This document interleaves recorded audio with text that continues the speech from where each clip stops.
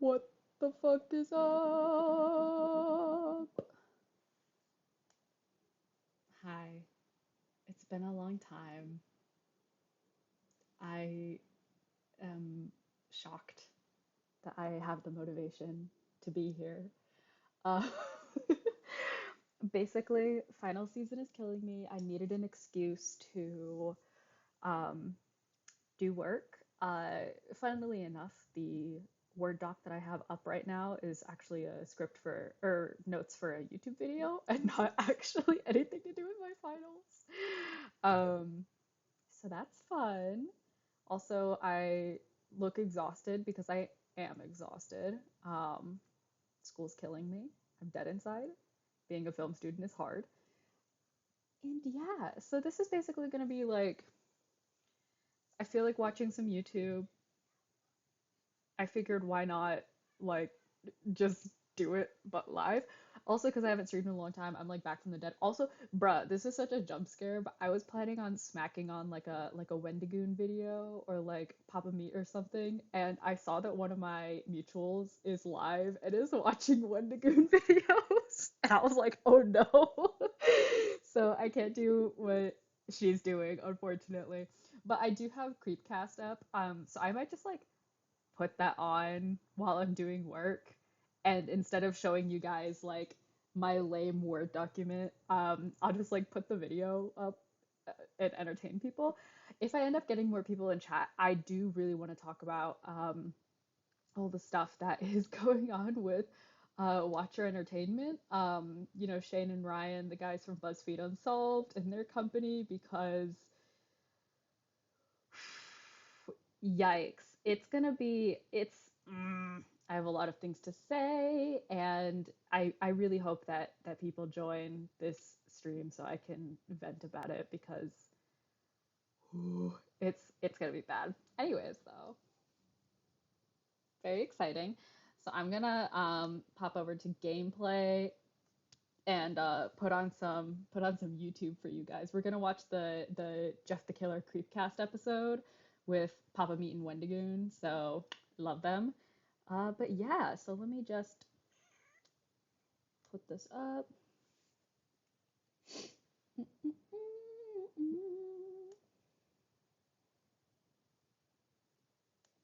I accidentally pressed the wrong button. We're so back. We're so back.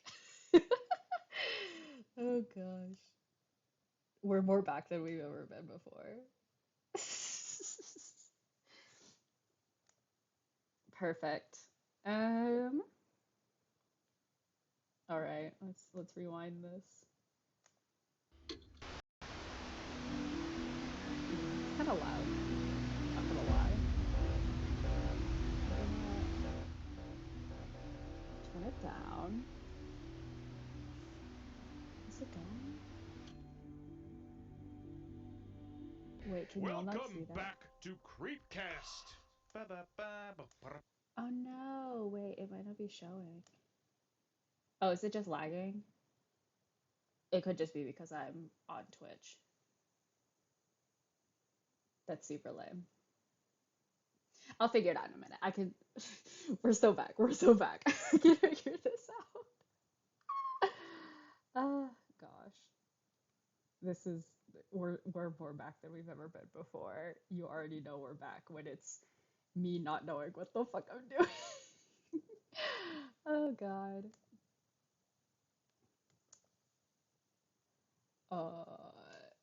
Boom. And then, ugh, why does Twitch think that my boy Kira's here? It it misses Kira. I know that he's taking a break right now, but I miss him desperately.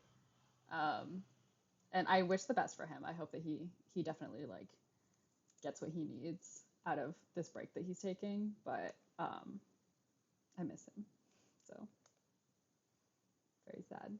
But it's okay. Taking breaks from the internet is really good. So all good things. But yeah. We are talking about one of the OG classics. I couldn't find an official date. There's been some speculation of when exactly this thing was live. I just realized that my camera is covered up. No, wait, no, it's not. Am I dumb? I am dumb. Like I said, we know that we're back because I'm dumb as fuck. or whatever. I don't know. But today we're talking about Jeff the Killer. Which, if you haven't heard Woo! of Oh, Jeff I the did Killer, not mean you've to probably be in seen this sync. image here. I feel like LOL. everybody on the internet has seen this image One at of the least most once. classic internet images of all time. It is. For sure. It's a good one. I like it. You know, it's one of those. It's a nice blown out image. You Oh, know, it sorry. kind of works in a I bunch of keep different making ways. I my feel like it thing go works in down. some comedy memes while also being a bit spooky. It's a jack of all trades, which I enjoy. I'm jumping the gun a little bit on the analysis, but I truly think the most impactful thing to come out of the entire story is that image. Uh, It is probably the only not positive, not if I'm being completely transparent. not just for Jeff the Killer, but for I like love them where so internet much. horror went as a whole. Like this was Yeah. one of the first images that was kind of in that shaky, I like just finished found watching. footage. Oh, There's I'm so something in my sorry. house Like tone, me and that's switching like between. most of My what computer cannot keep up with me internet like horror switching became between after that. tabs. So I think It it's does Um, have that. Yeah, it yeah, does have that yeah. but Voodoo-Valley I'm gonna catalog fix kind of something with vibe the audio Yes, of mixer like really quick. exactly, the kind of like exactly. weird, uncanny. Yeah.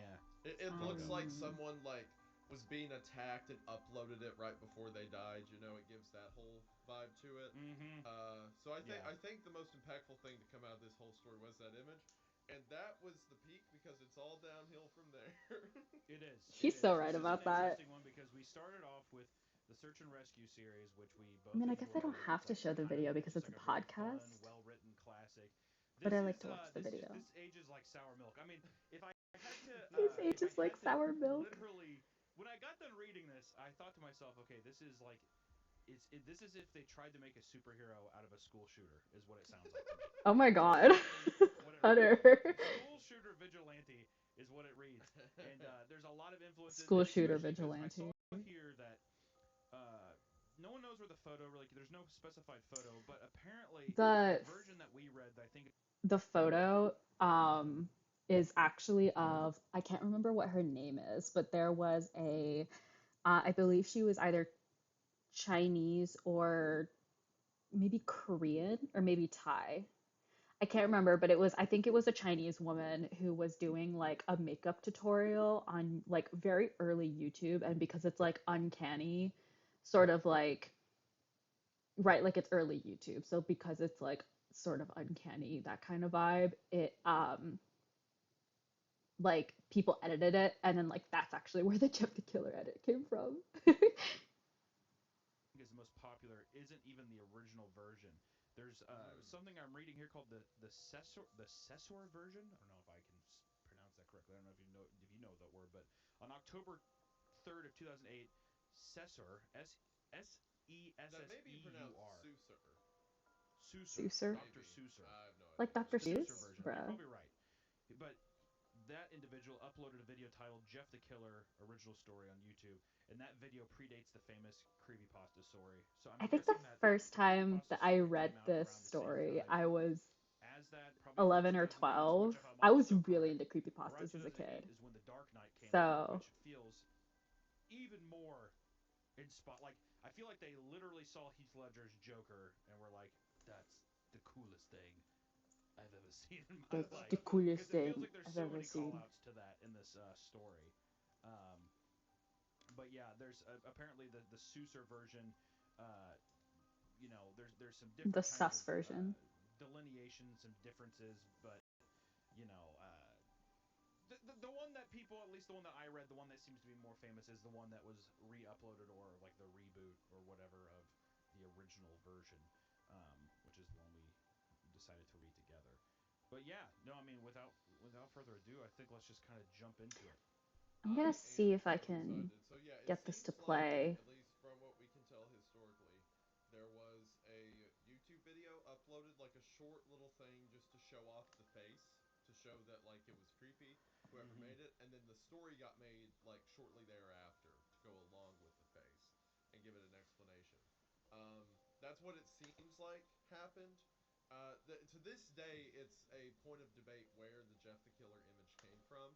There's some Yep. people who say it came from, it's like this selfie a girl posted like early MySpace, Eric Yeah. where Robinson. Yeah, you know the one I'm talking What about. Wendy just said is that it's like a But selfie that's that a been girl posted, debunked. or it's like from a video There of have been like a makeup theories routine, which is of why it like the being face like is super a school pale. project for a scary story, but then that's got debunked. Like it's still a mystery where the image came from, but it looks like it was the image and then the story got attached to it. And one of the reasons I wanted to talk about this today is Hunter and I were discussing like, oh, what other famous early internet horror stories should we cover? So a lot of good ones came to my mind, like No End House, The Showers, Baraska, and The Stairs in the Woods that we talked about last Baraska episode. was such So an experience when like that there episode were so first many came good out. stories, but then while we were So thinking like about it, I was when I like, watch these, I tend if the to rule like isn't read along meaningless with them, to say and every single early it goes internet horror crazy. story is good, Oh shit, not wait, to say there's it a new wasn't effective, one. because Jeff the Killer terrified me. Hang on. There's a new CREEPCAST that just came out. Well, obviously we have to watch it together. Uh this is we're so back. We're more back than we've ever been before. Here. Uh uh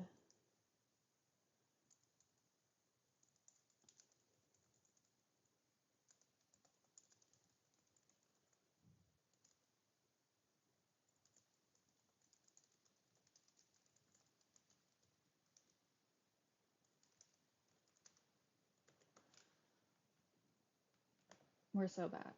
We're more back than we've ever been before. But obviously, we have to watch the new episode. Oh my God, I didn't even realize that there was one. Wait, this is so exciting. This is 1999.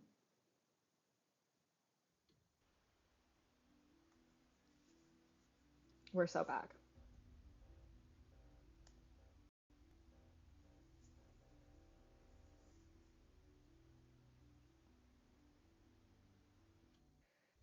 Welcome back to another episode of CREEPCAST. Today Woo. we are talking about Sorry, I got jump scared by my own 1999 phone. creepypasta. Also, it's known as either Caledon Local 21 or Mr. Bear Cellar. Mr. Bear Seller. Yeah, That so makes me that makes me think of the episodes of South Park with like Man Bear Pig with Al Gore. Like when the kids in South Park get trapped in like the cave because they went looking for Man Bear Pig with Al Gore, bruh. That's so like honestly, yeah. I love that. Hold up, hold up, hold up. I gotta fix my little tripod situation here. We're dying. We're dying. Oh, I have so many like sticky notes and stuff. I'm so sorry. I wish this okay. Vent moment for a moment. Whoop.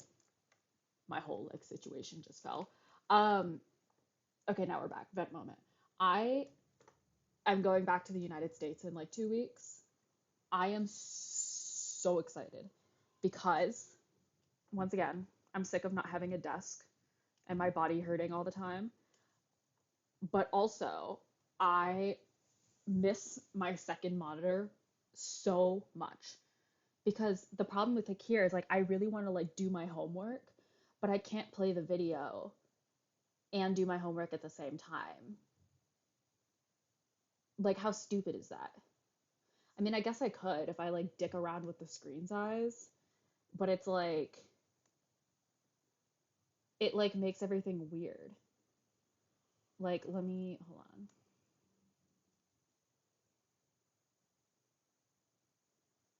Like I would have to like super fucking like ratio crop this shit. I mean, I guess I could. I'm complaining, but I'm a problem solver. So let's innovate here. We can zoom in on Isaiah's face for the new video. Alright, so let's edit.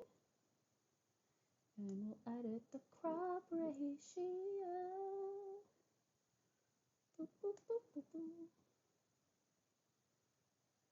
Uh, let's do it to like, well, because then that'll be just like a rectangle. We can rectangulize this situation, right?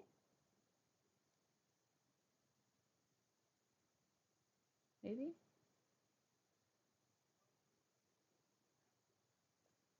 Oh, hold up. We fucked up. We might have fucked up. I mean, it's not it listen, it's not a Juggalaga stream if there's not severe technical difficulties happening at all times. So, don't worry guys. This is just proof that we're more back than we've ever been before. Ah, here we go. Crop. I'm so smart. We're more back than we've ever been before. Wait, this is just Wait, what the fuck?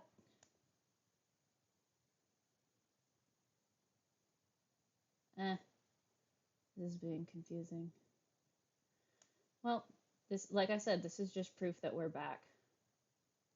We're so back.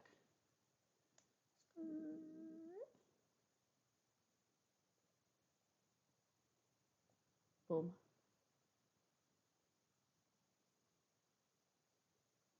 Confirm. Which means we can now expand. It's gonna be so fucking like crunchy and pixelated. Wendy, I'm so sorry. Wendigoon and Meat Canyon are like my growing idols for like film school and everything. So the fact that like I'm gonna be wait, I just realized something.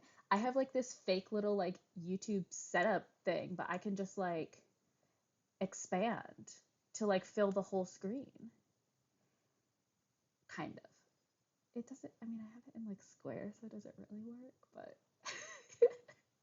we're trying. We're trying. Ah. It's scuffed as fuck, but you know what? Oh, wait. We're doing it. We're doing it. Maybe. I'm so good at this. I can't wait until the summer when I can actually start streaming regularly and have like a committed setup and not be like scuffed as fuck. Um, anyways, I think that works. I think that works. Yeah. There he is. I love Isaiah. He's so great. I just like look up to him so much cuz like oh, he's so awesome. The thing about Isaiah that like I love so much as well and that I like look up to so much is the fact that like he started YouTube at a time. It's like tough to describe because like I grew up watching like the golden age of YouTube. So like I was in middle school during like right like the 2012 to like 2016 era of YouTube, which is like golden age. And so like right when you're a middle schooler, that's the time when you're like I want to be a YouTuber when I'm older, blah blah blah. Like all this. And then by the time I got older, like I didn't have any like electronics or anything like during high school really. And now that I'm like in college, I'm almost done with college, which that fact horrifies me.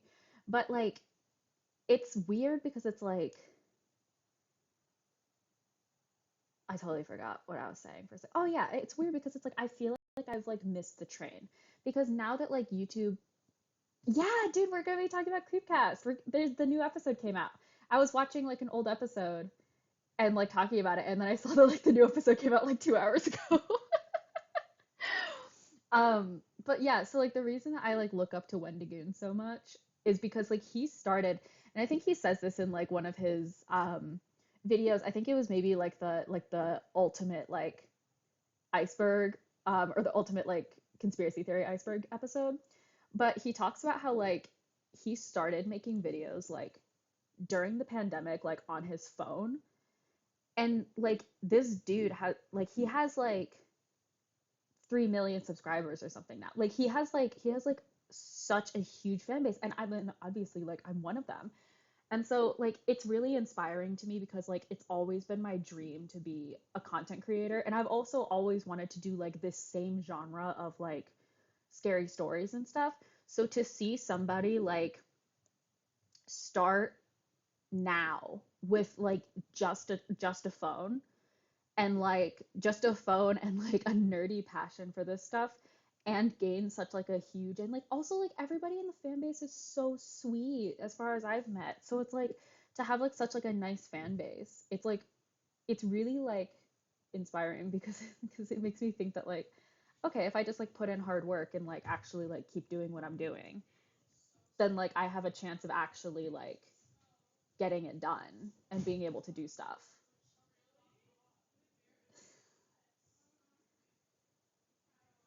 But like sorry, all my roommates just got back.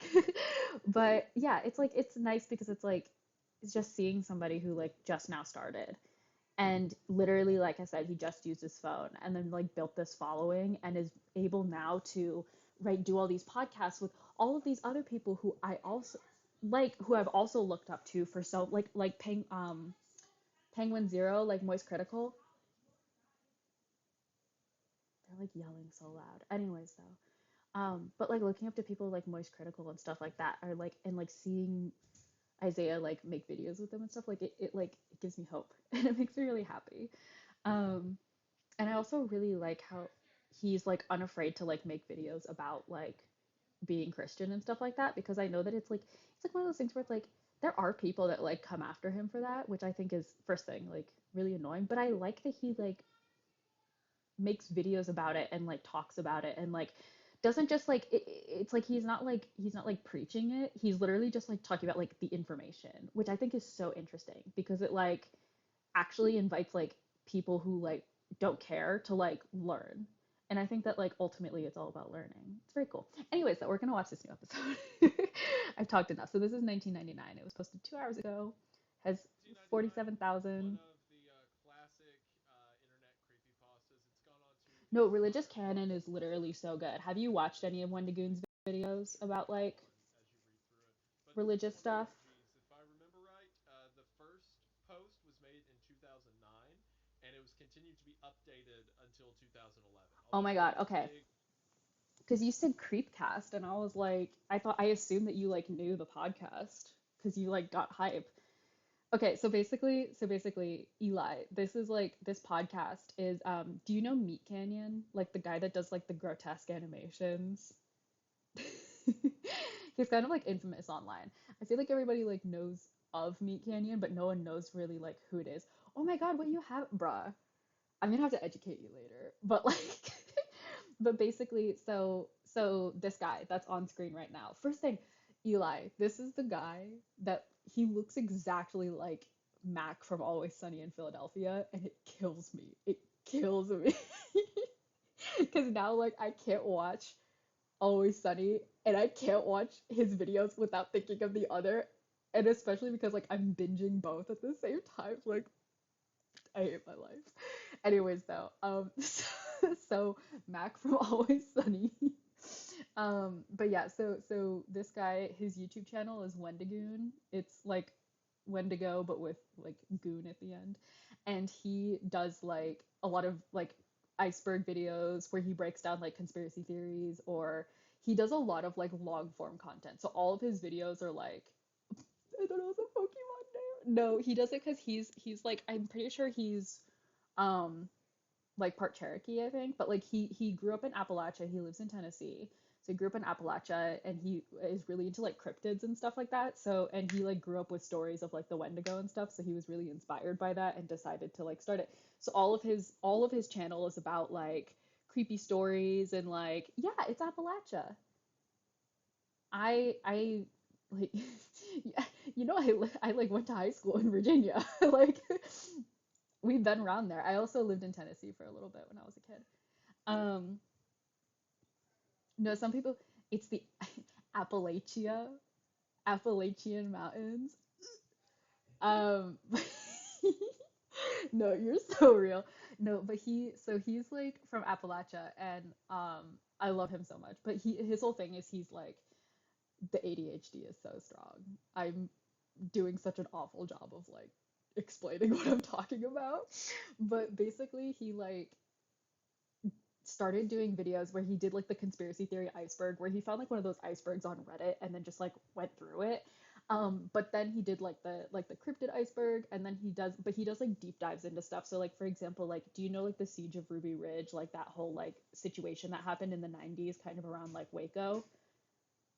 But like he does like an hour and a half long video where he like explains everything that happened.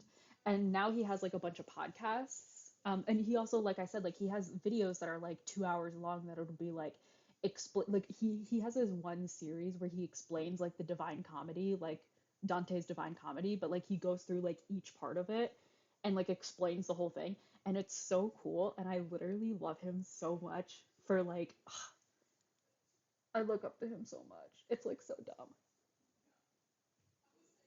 But I zoned out again.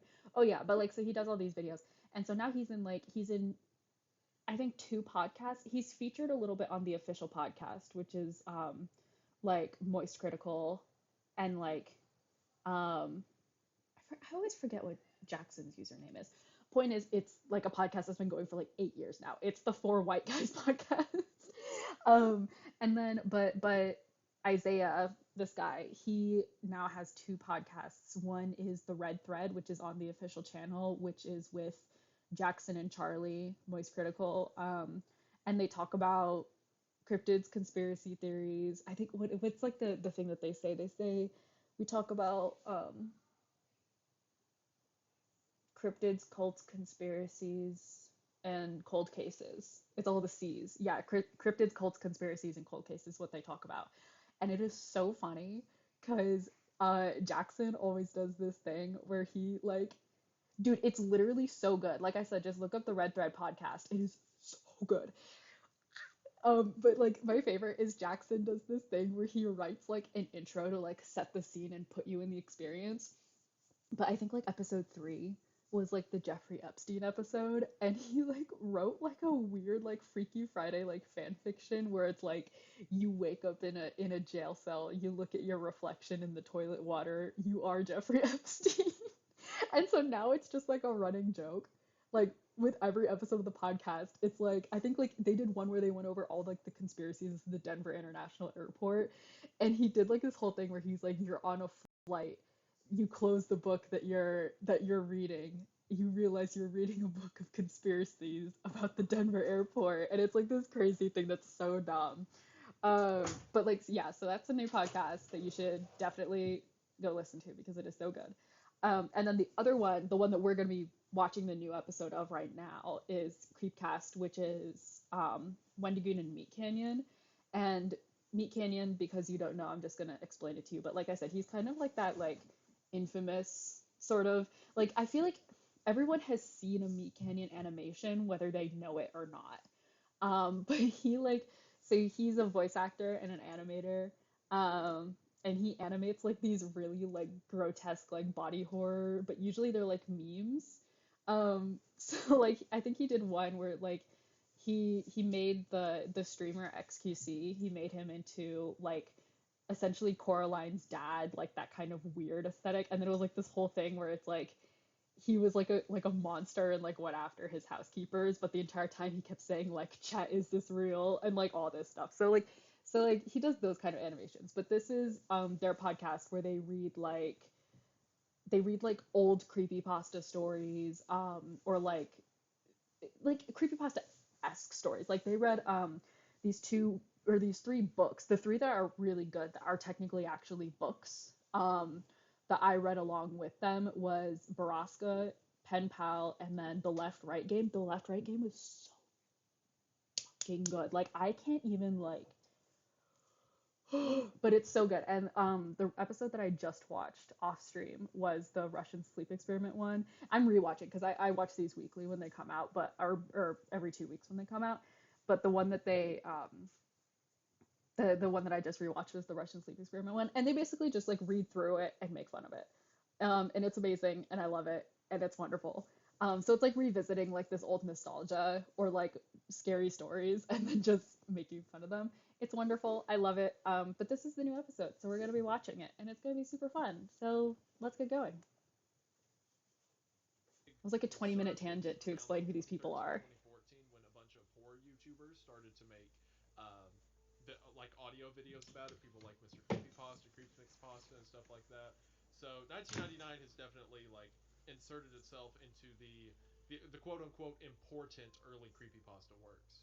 Yeah, that cultural zeitgeist of just like pivotal early internet horror stories was Yeah. pretty cool. It was 2009 is very early. Yes. Yeah. Yeah. It's one of the earliest ones. I remember this being one of the first ones I heard about. Yeah, so 2009 was about like the same year that like Jeff the Killer and like I think it was the same year that Jeff the Killer and the Russian Sleep Experiment came out. Russian Sleep Experiment might have been in 2010 or 2009 because I'm pretty sure that like I think that so Ted the Caver is like the first creepypasta that ever came out. And then Jeff the Killer is accredited as being the first of like the famous ones, like the ones that got people into trouble essentially. But I think that Jeff the Killer came out in like 2010, and then Russian Sleep Experiment actually came out in 2009, so it's usually like wrongly accredited. Anyways, but the story that they're Started like getting the story that they're reading is also from 2009, so that's where they're talking about like why it's so new. into it myself. And there's good reason. There's good reason. It's a very interesting story that I, of course, am not familiar with at all. Yeah, I want, as is per usual. Actually, I feel like it has to be a continuous theme here. I have never heard of this. I don't know what this is. So once again, going in blind. If anything, this is all it is. It's like basically internet horror historian and then random man off the street is what this podcast is become. Hey, well, you get to enjoy. I love that so much. It's internet horror historian and random dude off the street.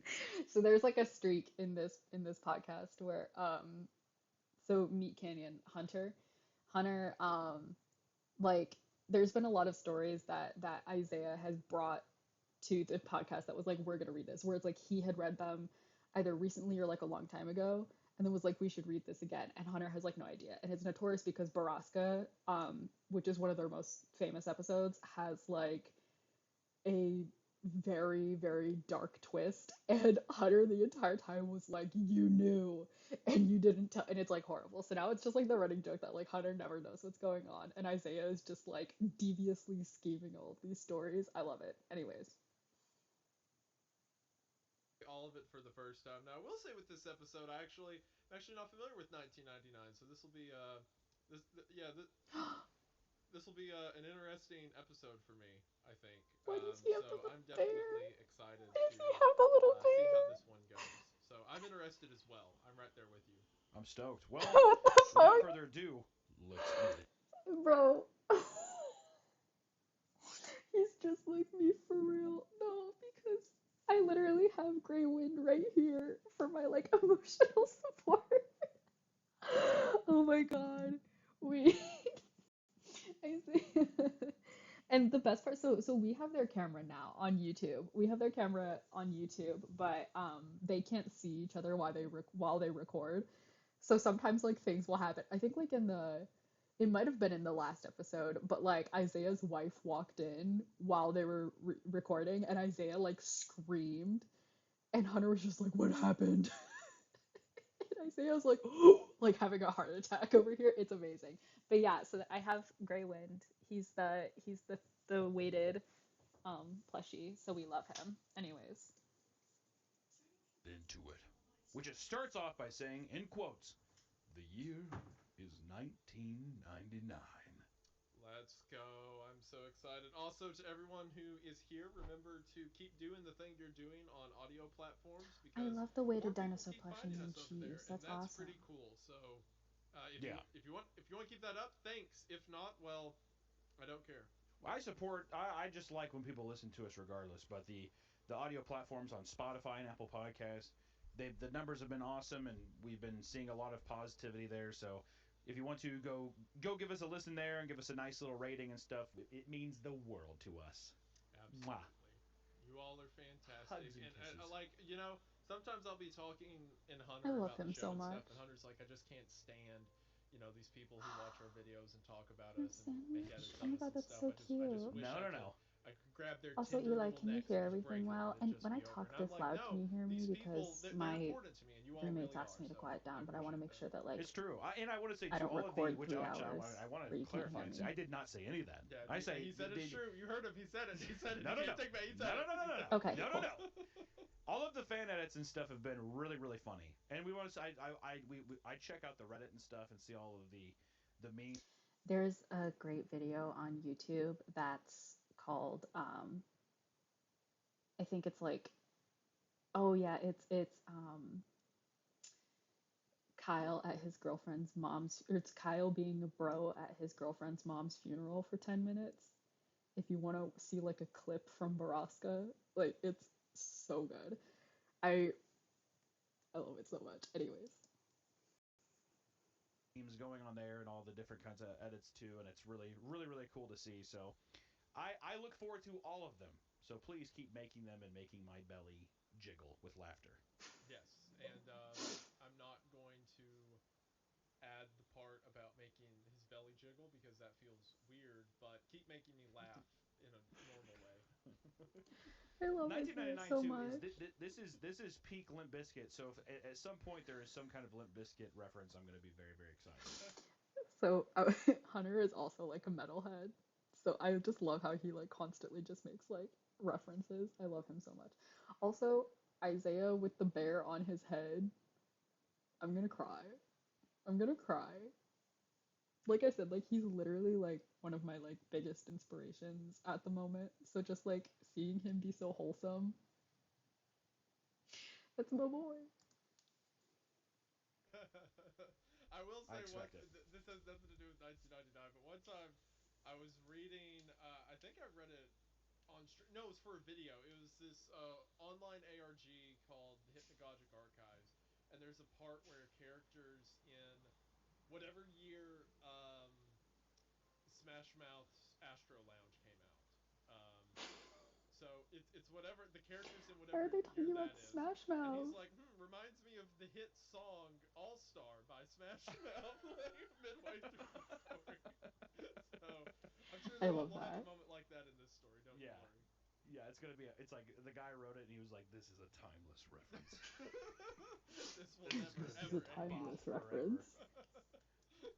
It certainly won't wind up in a popular DreamWorks film and ruin its reputation forever. Yes, yes, yes. Okay, All right, let's get into it. I'm so ready. Let's begin. I am too, man. The year is 1999. That sentence brings me back to my senior kindergarten class when I was 5 years old, where we used to read out the date on the blackboard every single day. The year 1999 exists as a stain in my mind. However, as a memory that will not go away no matter how I try to forget it. 1999 marked the year I lost my first tooth, my first time on a plane, and unfortunately, the early loss of my childhood innocence. The one memory that repeats. By losing his tooth, he lost his childhood innocence. Do you remember losing your first tooth? I remember,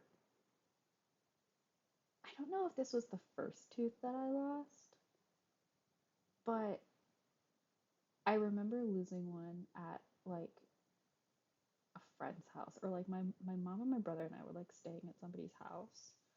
And I remember like pushing the tooth, like it just like came out painlessly. And I remember being like, I also remember like I had a really bad habit of like the moment that a tooth was loose, I would like rip it out. Um, because I couldn't stop like fiddling with it. So I went through a phase where I had like I think I was missing like 8 teeth at the same time because I was just like losing baby teeth, but I would just like yank them out. Oh yeah, no. Well, cuz like this like goes back into like my problem of being like um this just goes back into my problem of being like I don't want to say like oh being a masochist because that sounds bad, but like I have a problem of like I always not like it's weird. Like I always like I can't not pick a scab. But it's not because I'm like irritated by it. It's because I'm like I just like can't help it. Also because it's like I don't get grossed out by stuff. So I'm like sometimes I'll like see a scab and I'm like I want to see what's underneath. And it's a problem because I know what's underneath. But I can't like that's why I have like I don't know if you can see, but I have like this. And I have like I don't know, I have like scratches and like stuff like all over all the time because I'm always like dermatillomania. What does that mean?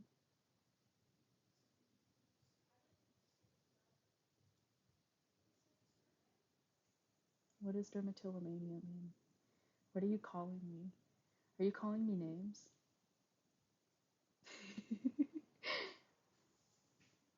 Picking at imperfections on your skin. Oh yeah. But except for that's me with like everything. Like I do it with my fingernails. That's why I always have to have my fingernails be like super short because I do it with my fingernails. I did it with teeth. Um, I would like rip my teeth out when I was a kid. Like the minute that they got loose, I was like, it's time. And then like I would like rip them out. Um, it's a body focused repetitive behavior. Well, you're just calling me out now. Okay, I guess I'm a dermatillomania maniac. Anything that's different, you're focused. This is crazy. Anyways, let's get back to the episode. Refused to be wiped. It all started with that new or old TV. At the time, Pokemon was the latest fad to hit the school. Pokemon cards, games, Pokemon stickers, being the and latest most fad. popular, the TV show. So, of course, every time I came home from school, I would stay glued to You the lost a TV tooth in a until giant pickle? Pokemon came on at 5. The only problem was that my dad watched the news at 5:30, and Pokemon episodes were back to back, which meant I had to miss an episode every day, something I whined on and on about. That's horrible. My dad Having to got miss an tired of episode every making me day. complain every day. That must be why he went and bought another TV. That's My great. dad put the W dad. TV he bought in my room. Unfortunately, it was just an old, small boob tube, with rabbit ears even. It also only had 20 channels available, I had a not box including TV the in my channel room growing Pokemon was up. on. It was I awesome. I recall would I watch The didn't Lord of care the though. Rings like every I was night. just thrilled I had my own TV in my room.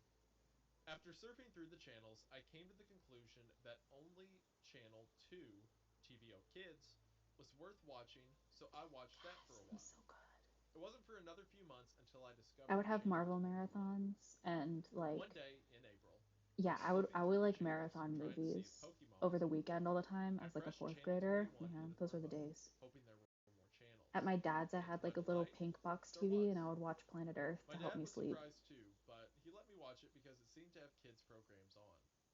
The channel was called Caledon Local 21, and later I found out it was indeed broadcasted from the town of Caledon, Ontario, a town very close to my city.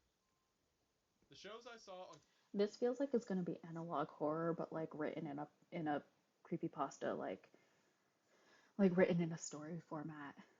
This is interesting. This is like the taking the format of analog horror, which is supposed to be, you know, making it analog, and then just like making it making it book again. Return to book. Caledon Local 21 looked poorly made, and I never understood what was going on in them half the time. However, as I grew up, every time I thought of that channel, I realized more and more how messed up the shows were, and I had to ask myself. Oh, this is a quote. Do you want to do the Oh, quote? so yeah. I want to take it from you. What the fuck was I watching? Thank you. There's not a ton of quotes in this Yes. story, so I don't want to rob you of that moment.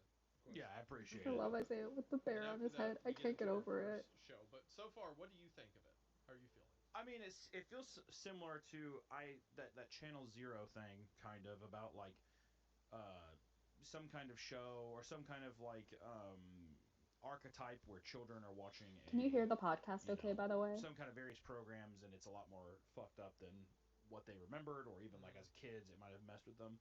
It's kind of the direction I'm going, but I'm not sure. It reminds me, like premise-wise, it reminds me a lot of Candle Cove. Yeah, Mm. can't. There you go, Yeah, Candle Cove. Yep, because which that was the whole thing.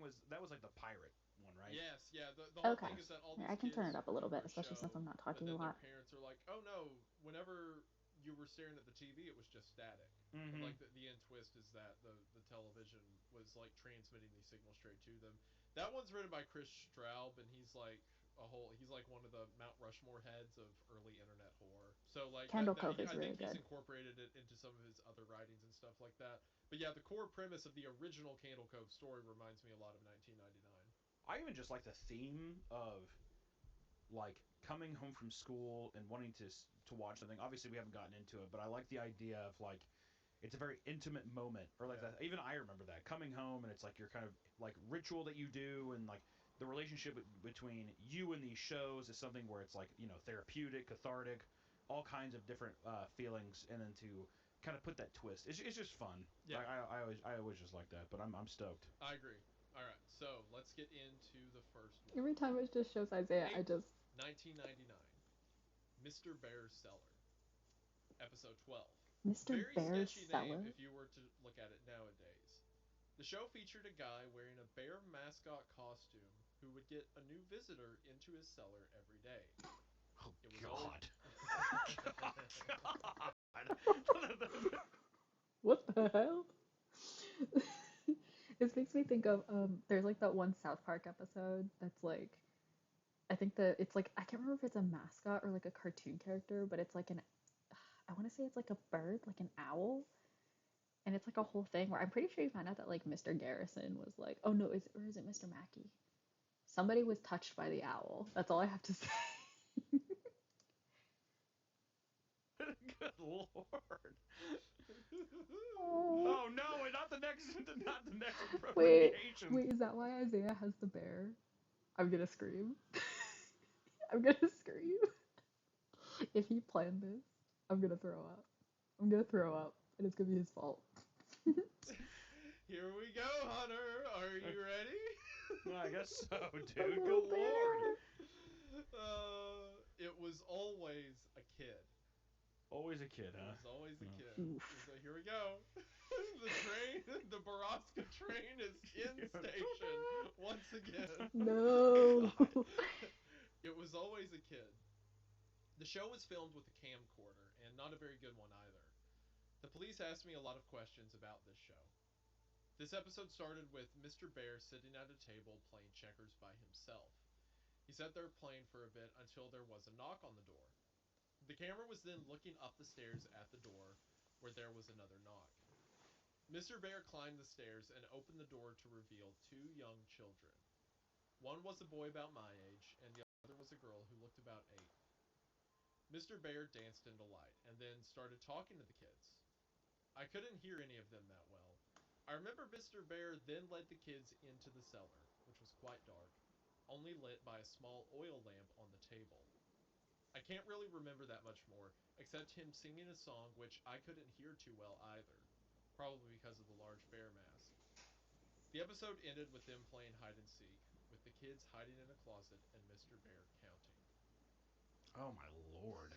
What the hell? How you feeling Oh so my far, Lord. Hunter? Okay, I'm not gonna. No, it's crazy to me, especially with like early I don't want to say early internet, but like early 2000s, like the kind I mean even this is like 1999, like the 90s, like the kind of shit that kids would get away with watching and like kids shows would get away with is like bizarre to me. Because like hearing something like this, like we can sit here and be like, "Oh my gosh, that's terrible." But like I can see that being part of a show. And I can see that being part of a show that like I would watch as a kid. Especially because I always like to say that my parents raised me a generation behind because I always grew up with like older tech, not like technology and stuff. No, literally. That's what I'm saying is it's like you can look at it now and be like, "Oh my God," but I'm like that was normal when we were kids.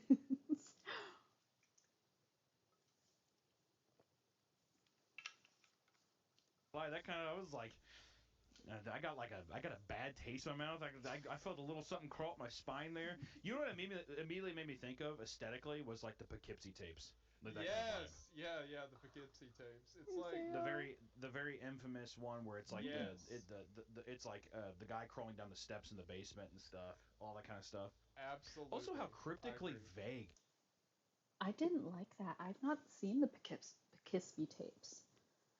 I think that that might be something that we have to watch in the future. That'll be very fun. I'm gonna put a sweater on. Hold on. Oh, sweater ASMR.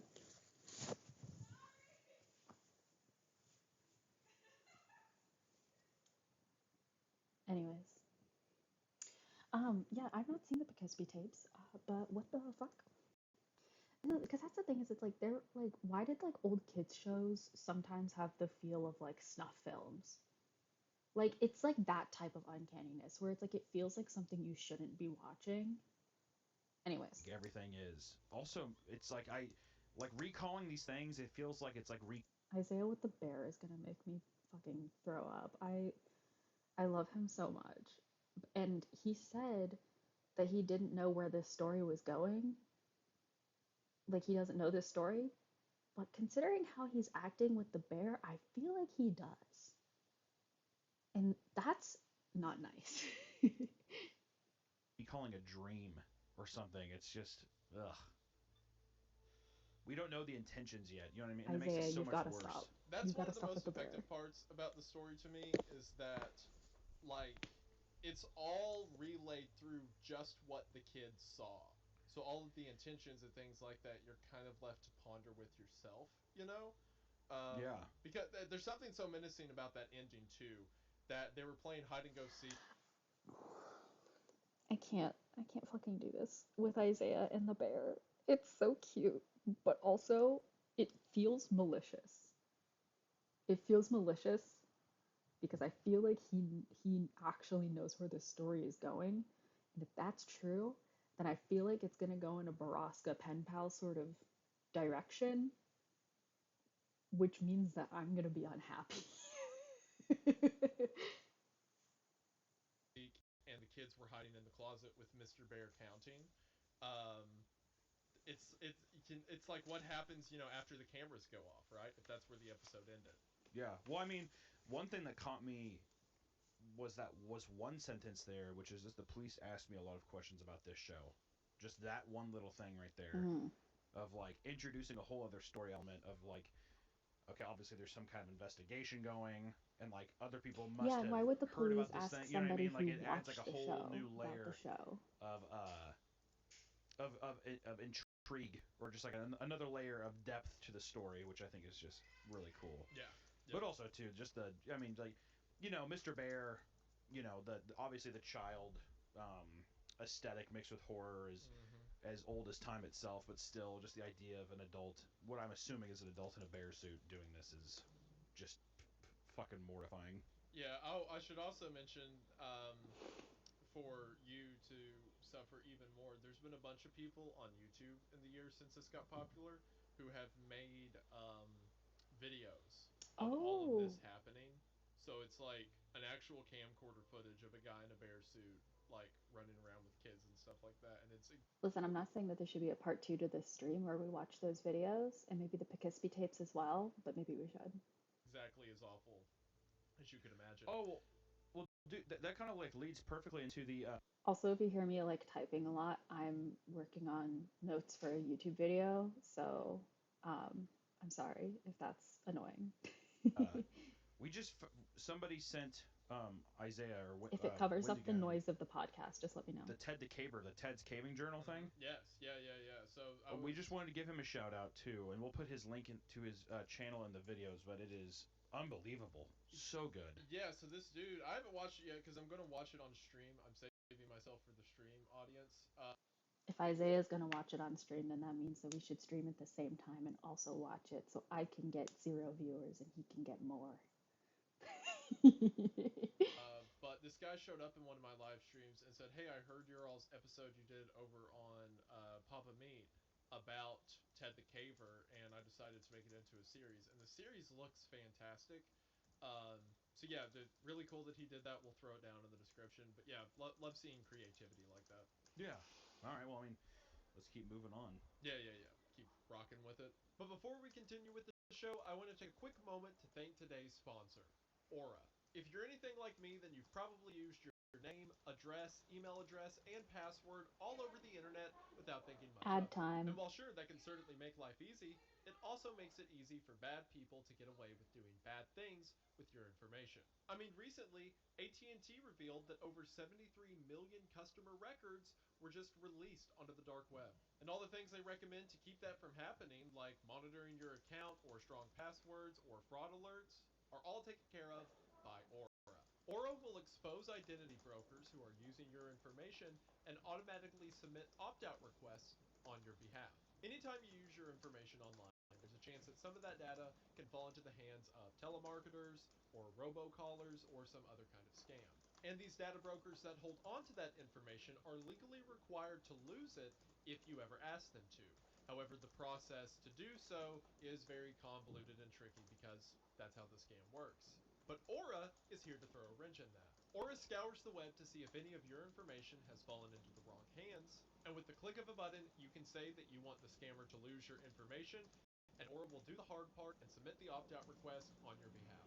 Not only will this make your identity more secure, but it will also opt you out of things like telemarketer calls or junk mail lists. Aura even monitors your email and passwords to see if they were a part of a data breach, and then gives you advice on what to do from there. When I first started using Aura, I found out that my personal email had been a part of a data broker scam since 2022.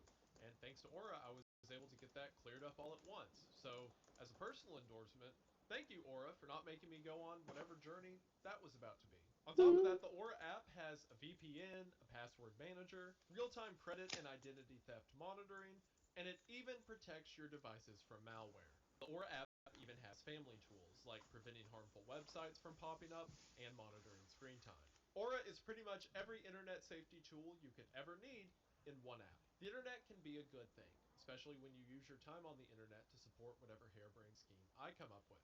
So let Aura be your shield from those who want to make something bad Eli, out were of you all the good. saying please to And me right doing a now, second and if we're stream in where a we better watch like time, the we Ted the can end Caver all this videos over. and That's stuff? because if you head to the link in the description at aura.com/creepcast, you will be able to try Aura for 2 weeks absolutely free. That is right, 14 days of Aura for free. Sadly, you're probably going to be surprised by all the information they find of yours just out there on the internet. But Okay, with cool, Aura, cool, you can cool. get that taken care of, and Are with you the offer enjoying in the the description, aura.com you can get the 2 weeks to prove advertisement? themselves. Again, that's head to aura.com/creepcast to get in on this fantastic internet defense tool today. Thank you all so Internet much for defense watching tool. the Let's ad. Thank you go. so much to Aura for sponsoring the show. It really does mean the most. Hope you all check them out. Link is in the description, and we are back to the episode. May 1999. Soup and Spoon. I don't think this was even a Hello? show. I think it was more of a special movie thing. All I know is I stopped watching. Soup and Spoon sounds like the type of like puppet shows I would fucking do for myself. Like, it was that easy to make kids shows? I could do that. Khaled on the Local 21 for a while because I thought this show was too stupid, especially since Pokemon now came on at 4:30 and 5. I don't remember much of this, but it showed a can of soup and a spoon both attached to strings, swinging back and forth, as if someone was holding them and dangling them in front of the camera. Interestingly enough, the show was shot in a basement, which looked just like the one used in Mr. Bear's cellar. Hmm. Like I said, I can't remember I don't much. like The only that. thing I I don't can like remember that. clearly was the end. The entire thing was only half an hour, and just included stuff I found stupid, such as the spoon chasing the soup around, trying to eat him. The ending showed a table and about 7 kids sitting around it, each with a bowl of soup in front of them. They were sitting and There's a looking lot of at the kids sitting camera, around. but with confused, almost frightened faces. The cameraman then yelled at the can of soup in front of the kids and said, Spoons ready? and then it just stopped. Interesting. Well, it's definitely setting up a theme here of obviously some kind of child abduction thing, but obviously like this weird 30-minute like puppet show. It's almost how it. Yeah, I don't enjoy thinking about watching Saturday morning cartoons and it just being strange videos of a similar basement with kids in it. That's scary. I know that's not very like transformative of me to say, but I don't like it.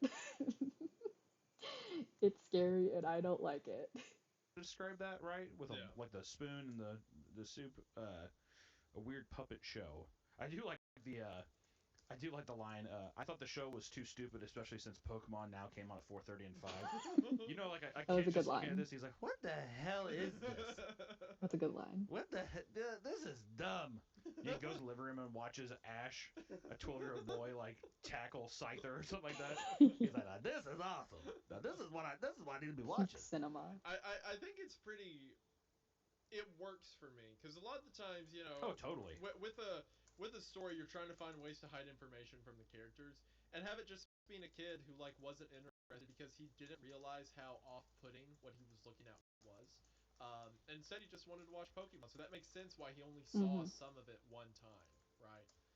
Um, it works. It works for the story. It does, and I mean, I think the entire like one thing that's been really Kind of similarly, I feel like in stories like this, like a lot of the time, people get like critical of kids being stupid. But first thing, kids are stupid. Um, but like of kids not being able to recognize like when things are wrong or like when things are dangerous. But especially if you think about it, like a lot of what we learn about like danger and things like that is learned through either television or trauma. So I wrote a short story called Hall Pass. And in that story, there's a 5-year-old boy, and he finds somebody who's deceased, and he doesn't know what like being dead is, so he thinks that the person is just like hiding or like is just like laying there. And so he like throws a fit because he's like, what are you doing? Like it was supposed to be my turn to like come to the library or whatever. Um so it's like a whole thing. But I remember like when I submitted that for review, one of the critiques I got was like, a 5-year-old would know what a dead body looks like. And I'm like, bro, like, and they were like, oh, it would be like an instinct thing, like you would know something's wrong. And I'm like, bro, no. Like, the fuck? Kids are stupid. They don't, like, you don't know that something is wrong until, like, unless you've experienced it, or like that everyone has to start somewhere. You know what I mean? Effective so far is just these really strong, like, last 3 or 4 sentences Yeah. of each of these descriptions. Like, the ending showed a table and about 7 kids sitting around it, each with a bowl of soup in front of them. Just, it's so simple, but just so, like, unsettling. So just eerily unsettling. It's one of the like I don't know how much of it was intentional on the author's part. I think a lot of it, but sometimes I feel like even the quick delivery of the sentences, like how immediate they are, like it's very factual from the kid's point of view, goes to better serve the idea it's a kid who's not really processing what he was looking at. Mm-hmm. Because like if you or I found a local television show that was like in a basement with children, it would immediately be like red alert. But the kid just kind of watched it and was bored by it, which is it's so menacing. Well, I mean, that's what I'm even thinking about. If I was a kid, I'd probably be doing the exact same thing. Yeah. I mean, I'd be looking at like my Dragon Ball Z DVD thing and being like, why the fuck am I watching this stupid shit? I could be throwing this in my PS2 and just like living La Vida Loca. You know what I mean? Like, He's so real for that's that. just like the mind. That's just like the Living La interesting Vida thing about the Loca. mind of a child, where it's Yeah. just like you don't have those like actual being able to process like shit that you're seeing. It's just like all surface level, so you're just like, well, this is boring, but you don't You don't really understand like have how like you even don't to the really have extent too instinct to where yet. it's like why would you ever bring it up to your Yeah. parents? You know what I mean? Hmm. Oh, that show's stupid. You know, well, why? Why would It's you just tell an adult? a Yeah. puppet show. Yeah, exactly, exactly. I also think that, to me that's one of the most frightening concepts you can do in horror, not just like involving kids, but specifically involving like your memories around childhood. Yes, Like did those things that absolutely. happen to you actually happen the way you think you Yeah, no, because like so much goes unnoticed when we're kids, right? Because we don't know any better. Like that's like the plainest way to put it is like if you don't know better, then like there's no reason for you to bring it up to other people. And so then when you think back on that's why like especially like in my case, I'll be like saying things to people about like childhood or whatever, and they'll be like, "Yeah, that's really fucked up. Like that should not have happened." And I'm like, "Oh." It's like you don't realize until later. And then when you do realize, you start to look back on it, and it's like you start to be like the memories, they look different. But then you're also like, did it actually happen that way? Or like whatever. It's crazy. Anyways. did, or are you just misremembering? Well, yeah, I mean, the That idea, messes with me a lot. the, yeah, and I think the idea that it's like you can't even trust yourself in your own narrative, I Yeah. think is Yeah. extremely disturbing. Yeah. Extremely disturbing. It's like especially like dementia. Like me getting dementia when I'm older, which I know it's gonna happen, and I'm very bummed about it. I can feel it. Mm-hmm. I think like it's the idea that it's like I you can't think even remember, or you're Hunter's losing got people in track his of your own family self, or you can't even trust that have yourself is dementia. so frightening. Yeah. Mm-hmm. Yeah. It looks interesting here too, because that went from April, May, and the next one's in July, so he skipped a month. So Yeah, so the these are time is like becoming a bit more sporadic. yeah, so these are like his memories of like I remember this from April, I remember this from May, so Mm-hmm. now it's what he remembers from July. So the next one, July 1999, he says, "It was summer and I hadn't watched Channel 21 for a while until one day when I slept over at my friend's house and I decided to check it out again. My friend had gotten a TV in his room for his 6th birthday, so we stayed up very late. For us, 9:30 was very late and watched TV. That's when I remembered Channel 21 and brought it up to my friend. We decided to see if it was on, and to our surprise, it was. they must have changed the broadcasting time. Now, a couple things to Mm. mention here. For Yep. one, 6, way too young to just have an unrestricted TV. Like, Yeah, Yeah. like I Well, had a TV in my room, but do it you think couldn't so? connect In the era cable. before internet's really readily available, I mean, but before this time, people that It had was their just own DVDs TVs for and me. stuff. I mean, like it was probably like, oh, you just can't have like a VCR or something to like watch bad movies or something. But even okay, then, all it's like, right, all right. what was going to be on TV? You know what I mean? I'm just I'll trying I'll to, I'll give you that. That in 1999, having a TV that showed like local PBS or whatever was very especially different. yeah, Because nowadays 20-inch kids are gonna channels, find CREEPCAST and gonna find us talking about like child all abductions kinds and of whatnot. And crazy shit. yeah, Yeah, yeah, yeah. we can't be having that. Also here too, I just want to say that it's interesting where he said earlier that the broadcasting was from 4 to 9, and then he's like 9:30. Oh, they must have changed the broadcasting time. Yeah, No, I think yeah, it's definitely just whenever you flip it on, it's gonna be there for you. yeah, You know what I mean? yeah, yeah, absolutely. Um, so Oh this shit! It's another Mr. Bear seller. God damn it! I Anyway, don't like that. um, they must have changed the broadcasting time. Mr. Bear Seller. This was episode 23. This episode was entertaining for my I friend love and the me, zoom mainly ins on the because it had bear some on variant. Isaiah's head. However, now when I think of this episode, I realized something was definitely wrong when it was filmed. The episode started with the camera on its side, while it was facing Mr. Bear, who was walking upstairs to the cellar door. The camera then blacked out for about a second before fading in back upright and facing Mr. Bear. There was also another kid talking to him, but this kid looked about 11 or 12. He was talking to Mr. Bear for a while, but I couldn't hear well, again with the crappy camcorder, until the kid started raising his voice. The kid was saying how it was late and his sister had to go home. You could also hear more voices in the background. I remember Mr. Bear clearly saying, Get the fuck out! You're not invited. with the deep voice muffled by the bear mask. I remember my friend and I looking I at love the thought of watching like Lazy Town and hearing like Sporticus say like get the fuck out. You're not invited here to like some random kid or like one of the puppets on this like Ziggy.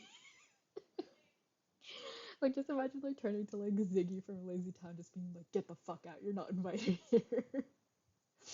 Or like Robbie Rotten being like singing We Are Number One. He like finishes singing We Are Number One and then like lands a split and then just like stands up and is like I fucking hate this job. Like fantastic. I love it. each other and laughing at the mention of the forbidden F word, but the episode got weirder. The kid began climbing the stairs before turning around and saying how he was going to call the police. Mr. Bear began breaking into a run towards the kid. He started screaming and running as well. Why would you say that? If you were like captured by somebody, I mean, I guess like it makes sense if you're like a kid, then like your threat would be like, I'm gonna call the police because you think that that's gonna stop somebody. But if the kid is already leaving, because Mr. Bear already said like get the fuck out. So if the kid is already leaving, then why would you turn around and be like, and I'm gonna call the police? Like I would just leave and then call the police. The fuck? Like, but did he say that like his sister needed to come too? I don't remember if it said that his sister is still there or not. Anyways. The camera then Jesus. cut out, and that was the end of the episode. The channel then turned to static shortly after. I want to say that even if I Ugh. was a kid and I heard Ugh. someone say fuck, because, I like the South Park movie and all that kind of stuff from back in the day, if I saw this, I would be horrified. Yeah, Horrified as no, a child. like Do they look. I feel like the context of the scene does not excuse like yeah, kids giggle at like bad words, but like I feel like even as a kid, you would see what's happening. Like yeah, the bad word is funny, but it's like if somebody in a bear costume screams it at you, regardless if it's funny, like kids cry when you like make a weird face at them. So it's like if they think that somebody is angry and saying a bad word, like that's scary. Like a kid's gonna cry at that because they can understand the implications of somebody being angry. Whereas, like I said, like if a kid discovers like watching the earlier episodes of this, like a kid has no experience with like the uncanny valley, so they're not going to be able to say what like the uncanny valley is. but they know what somebody being angry is, right? Like, does that? I don't know. These kids are dumb. I don't know. I hope that this story. The last episode was the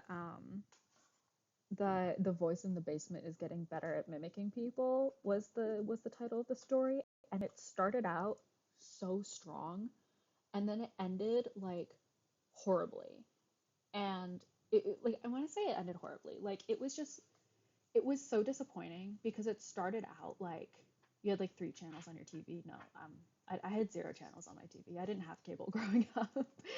My parents couldn't afford it. But like the last episode of CREEPCAST was like the story started out so strong, and then the longer it went on, like the poorer quality.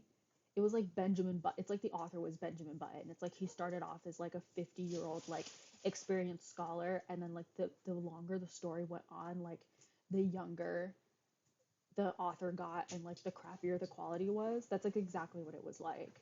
Um, but so I hope that like this is because like the way that they describe that is it's like it makes like I'm sitting here talking about like, oh, it makes sense for these kids to be dumb and to not know what's going on, blah blah blah blah blah. But like if this ends up being like the entire time like there's kids getting abducted on this TV, on this essentially snuff film show, and these kids are like, what's happening? And like only and like this guy as an adult is only just now realizing what's going on, then like that's gonna be dumb.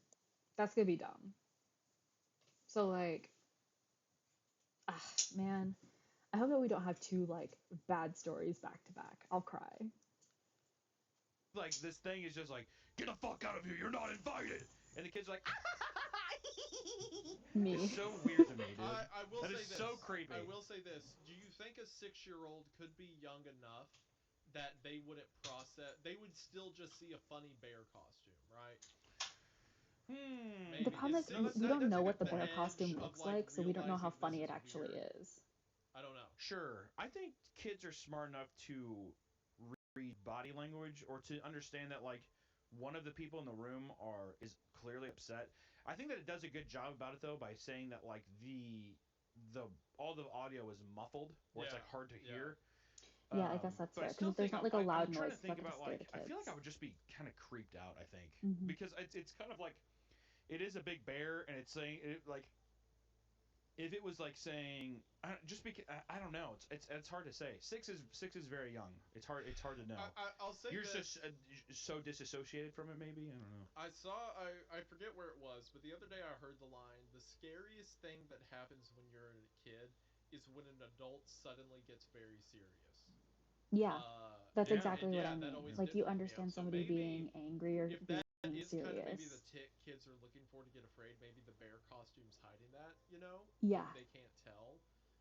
Yeah, like they can't like actually read its body you language because can't it has just like a rationalize that the giant person is mask on. Yeah, actually angry or yeah. Yeah. serious. It's just Now by I the will voice, but if the audio say is muffled, then the you can't image. tell. Oh my gosh! Here we go, dude. I love it. Every episode. Shut up! This has happened for the last like 4 episodes. Isaiah has gotten jump scared by his wife. I feel like she does it on purpose now. Honestly, I root for her. I root for her. Like, I would do that too. Yeah. He already. I love that she's like shouting. I'm busy. I am working, honey. Every time, dude. Anyway. It's Mr. Bear, run! Shut up. I can't work under these conditions. Okay. I'm freaking out. I'm freaking out right now. All right. I love how Isaiah is like yelling like I can't work under these conditions as he's putting like a weighted stuffed bear on his head.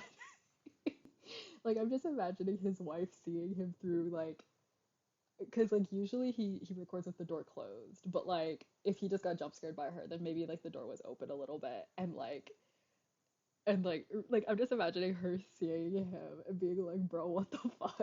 Like, I love that. He's such a goof. Yeah. So. Yeah. Anyway, scared kids. Yeah. I will say too that this is like I really love this setup with the basement thing. Just as like a visual, like Absolutely terrifying. visualizing it in my head. Like even that last one in July, the idea that the camera is like starting off on its side, Yeah. like there was some kind of tussle, is what I would assume that it's saying, right? Yeah. Like there was some kind of struggle or something, and the tripod fell over. Mm-hmm. So good. And also, I don't know, are you picturing the basement? I'm picturing the basement with like kind of like almost like not dirt floors, but like that really shitty like cracked cement. Yep. Maybe like one light. It's kind of dimly, really old You wooden can hear the stairs and constant stuff. like low echo of the underground. Yes. You know. Yeah. Yes. Yeah. Yeah. Love it. It's like I'm so in on this bear cellar vibe. Yeah. It's It, so it creepy. works pretty well, and like It's a man, bear that image of cave, him not the running bear up the cellar. stairs as a kid. Oh, gosh, it's Horrible. terrifying. Especially just because of how fucking goofy a grown adult looks running in those giant ass suits. Yeah. You know, his legs are kind of bowed because he can't just like run regular. So it's just even more cartoonish and weird. And and the kid even screams. Do you remember like the pedo bear meme? This just gave me like such strong flashbacks. I feel like that was like a meme that came out of like a bear from like Chinese or Japanese like pop culture or whatever. But now I'm sitting here thinking like that meme was really popular around the same time that this story was written. Oh no. Am I gonna revisit my childhood memories now? Screams and runs away himself. And also to not keep dragging this on this part, but also whenever he says, "Get the fuck out, you're not invited," assumes that there's more people off screen who are like Yeah. waiting on this quote unquote like party that he's throwing or something. Mm-hmm. Weird. Mr. Bear's party. Mr. Bear Seller. August 1999. Mr. I didn't Bear want to watch Seller. Channel 21 after that. In August, I grew more conscious to see Mr. Bear Seller for More some reason, curious, though. not conscious, Oh, sorry. child. Sorry, I was typing over you It's singing all the good. song. You're all scared now. Yeah, I'm all riled. You done got me riled. All His right. brain is In scrambled August, I egg. grew more curious to see Mr. Bear Seller for some reason, though. The last episode I saw of Mr. Bear was weird and had swearing, which also made me think the show was meant for teenagers. Nonetheless, I flipped onto Channel 21 when my dad was busy. That's also profoundly sad, how a kid sees how messed up that is and be like, oh, this must be for the bigger kids, right? Like, he doesn't get how messed up it is. Yeah. Yeah. Man, that is Mr. Bear sad. Cellar, episode 28. Apparently, this episode had been playing the entire month of August. It was studied a lot by the police. The entire episode was just Mr. Bear sitting in a chair talking to the audience. Hello, kids. Do you want to visit my cellar? If you do, please write me a letter at this address. The screen then switched to a white screen with multicolored letters reading the address. I don't like that. The idea of weaponizing like kids wanting a chance to get featured on TV. Well, I mean, I guess that like that's what predators do. But like the idea of like being like, "Oh, write me a letter at this address." Because like a kid is going to think like if I just send a letter, he won't know who I am, but like he can find your house with like the return address because a kid isn't going to know. Maybe don't put a return address. They're just going to fill out the envelope like they should. Like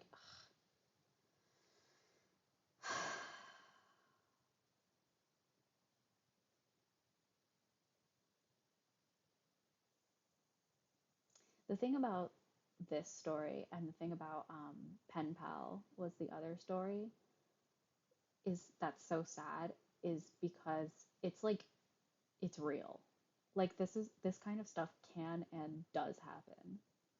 Whereas like Baraska was way more far-fetched. I mean like things do happen, but not to the scale of like what happened in Baraska.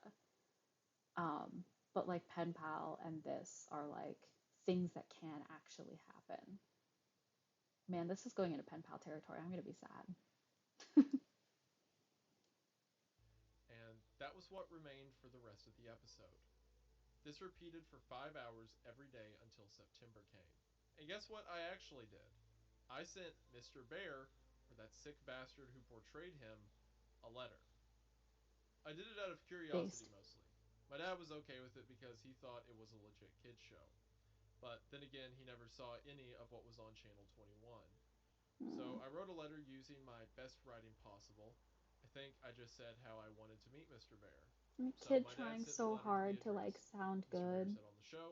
stayed on all day anyway for some reason. It took about a week to get a response, which I was surprised I did. I still have the letter I received on August the 15th, 1999. The letter read, Dear Elliot, thank you ever so much for your letter. I would love to have you in my cellar. We play games, watch movies, and go fire camping in the middle of the woods. Come to my house at... Please cut out this. I don't like that. I don't like that. I don't like the I would love to have you in my cellar quote. That is horrifying. Um I also feel like if the dad helped a kid send a letter to a kid's TV show, the dad should also read the response that the kid gets. Because I feel like any parent would look at this and be like, what the fuck? Because now I'm wondering also, because so far Elliot, I guess is our main character's name, he has only mentioned his dad. Is his mom not around? Like, what's the story with that? I feel like there's something going on with like Elliot's like home life that like is causing this sort of like absent parent behavior, and I want to know more about that because I wonder if that like makes him more susceptible. Like I wonder if Mr. Bear like kind of like seeks out like kids who have like negligent or like absent parents so that they won't be missed when they like come to the cellar, even though that one boy in that episode was like, my sister and I have to go home. Like I wonder what the deal with that is. Interesting. Address. Caledon, Ontario, Canada. I look very forward to having fun with you. Love, Mr. Bear. I don't like the I love. cannot believe my dad never found this sketchy, because he actually took me to the house. And What? That's what I'm saying. Thank you. Thank you, Hunter. What the what? What the fuck? What are you saying? Oh my god! Time out! Time out, I say a time out, please, God! Hold on. My word! What?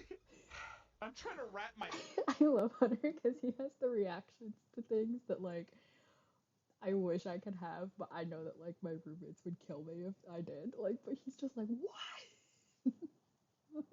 I love him so much. Oh god. head around that. He actually took you to the house. Okay, just keep going, and then we're almost done with this one. We can actually see. I'm so curious to see. And that's when the police became involved. Those endless questions, those pictures of terrified kids, the woods. That brings me to why I'm writing this blog. That psycho and his friends did some screwed up shit back then, and now it seems he's trying to get into contact with me again. The entire police thing is coming back. That has brought 1999 back to me. Over a decade later, it is happening again. Uh-oh. Oh. Ooh. What if it's like a So now cycle he's where gonna like be the 16 title in the update here. what if it's like the cycle and like the title of Mr. Bear gets passed down to like the next, it's like the rule of two in Star Wars, like there's always a master and an apprentice. Darth Mr. Bear. Very exciting. Here, I will say. Okay, my God, my God.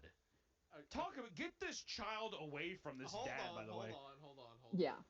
Let's frame it, right? Because we No, know I'm with what's Hunter happening, on this one. but he said specifically his dad never saw the station, right? So But I feel like if you're going to take your child to an address for a show, you would probably be like, well, that's cool. My kid might be on this show. Let's see what this show is all about. Also, I would understand like taking a kid to a studio, but like this is a dude's house. There's something wrong with this dad. There's something wrong with this dad in this story. I'm getting the same vibes as um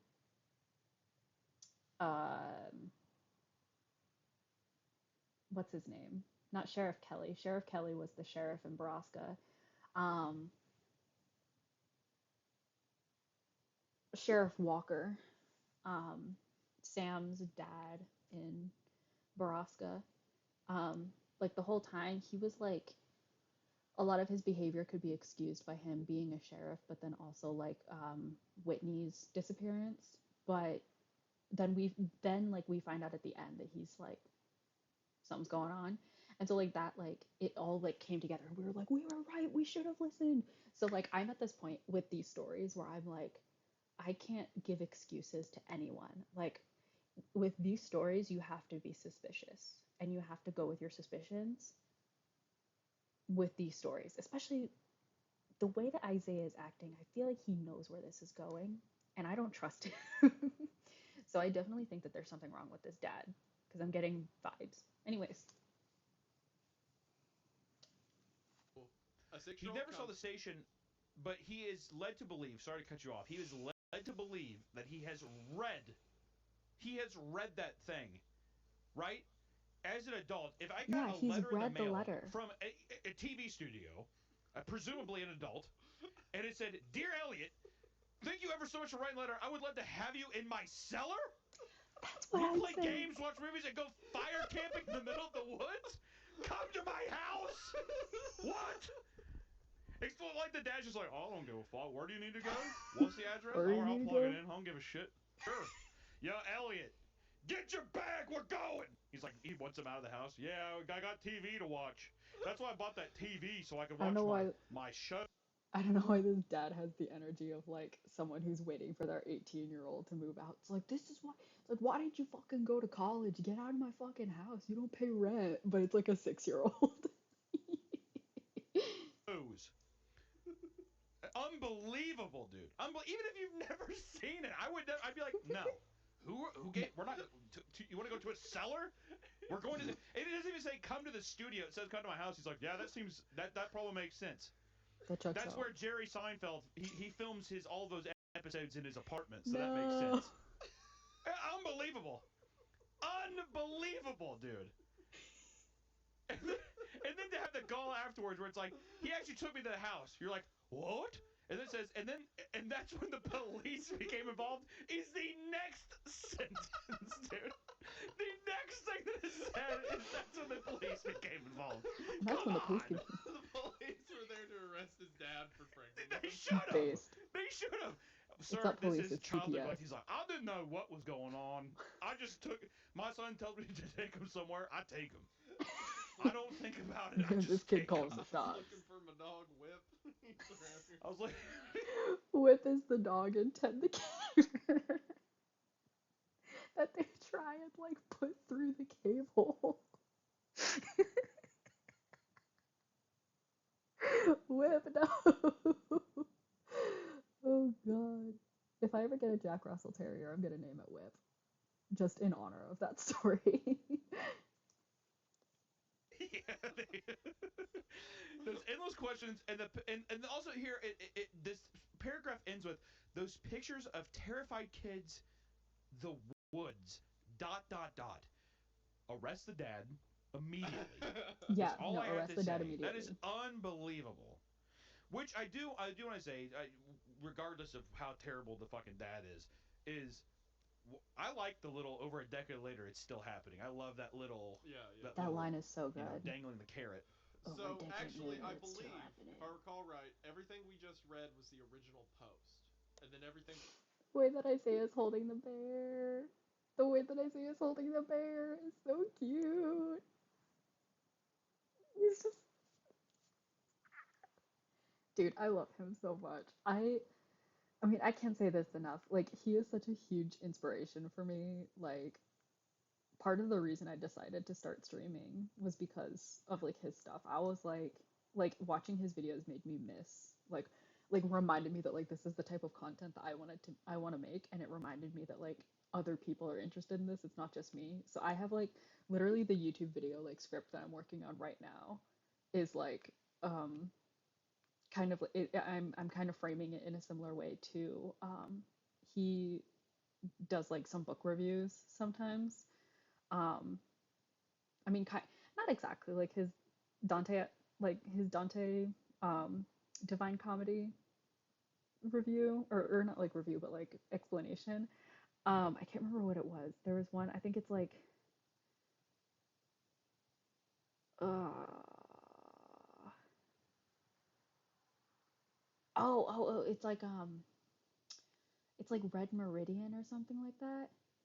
Whatever the book, it's like the really famous book that's like really fucked up, that has to do with like the West, or like westward expansion and stuff. Anyways, though, oh, Blood Meridian, that's the book. He did like this really long like deep dive into it, and it was awesome. And I'm writing a script for a book right now that I'm like, the format is inspired by Isaiah's, like the way that he dove into Blood Meridian. Um, so like I get all smushy like watching it, because I'm like, "Ugh, this guy is such an inspiration for me. I love him so much." So like I said, like seeing him be like like this stupid stuffed bear makes me so happy. Ugh. Anyways, We read from here on was updates he did in the following months. So everything we just Oh. read was where the original story ended. Okay, and but the first one was still posted in 2009, correct? Yes, correct. Okay, and it was just this was just him updating. Okay, well, that's Yes, cool. yeah, yeah. All right, so we don't the next log, ladies and gentlemen, isn't until November 14th of 2009. So I it will literally is hold almost on, hold on. exactly I a need year to later. run slight. Okay, we don't have the name of the child, I don't think, but the author's name's Camden Lamont, so I'm going to call the child Camden. I'm going to run slight interference for Camden's dad. Okay. No, it's Elliot. It's Elliot. Oh, he did have a name. All right, I'm stupid. Yeah, because the Elliot. bear he wrote the child, the fucking the That's the 6-year-old right. child. child. Dear Elliot. You're right. Yeah, yeah, yeah. Yes, I'm dumb. Okay, so I'm gonna run I slight cannot wait. interference. I cannot wait to hear this defense, Okay, dude. okay. Hear me out, ladies and gentlemen of the jury. The father has not watched the program, correct? Yeah. He has just heard his kid like, oh, I watched this show about Mr. Bear and he plays with kids or whatever, right? He thinks Uh that's huh. all it is. It's a local show, right? Which means it's somewhere around the region. So the kid's like, hey, can I send a letter to this TV show? And dad's like, sure. So he sends a letter. Letter comes back. And yes, while I will admit to the jury that the word seller is weird, and that probably should have raised an eyebrow. He's also heard that the TV show is called Mr. Bear's Cellar. So, say it was Elmo's Playhouse, right? If the letter said, I want you to come to my playhouse, that would seem normal. The dad didn't send his child in that direction. He was there with him. Like the dad's like, "All right, we'll check it out," and he I walks up guess. with his son, and then the police become involved. Maybe the dad saw something. Maybe the police were already there. Who knows?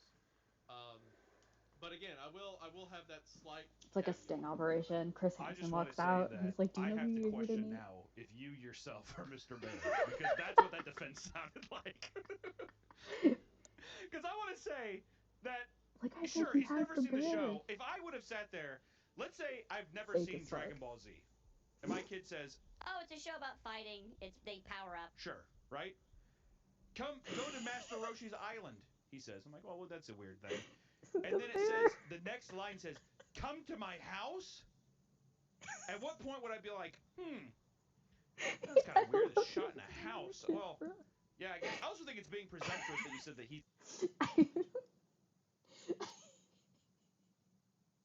Just take this pause for a moment.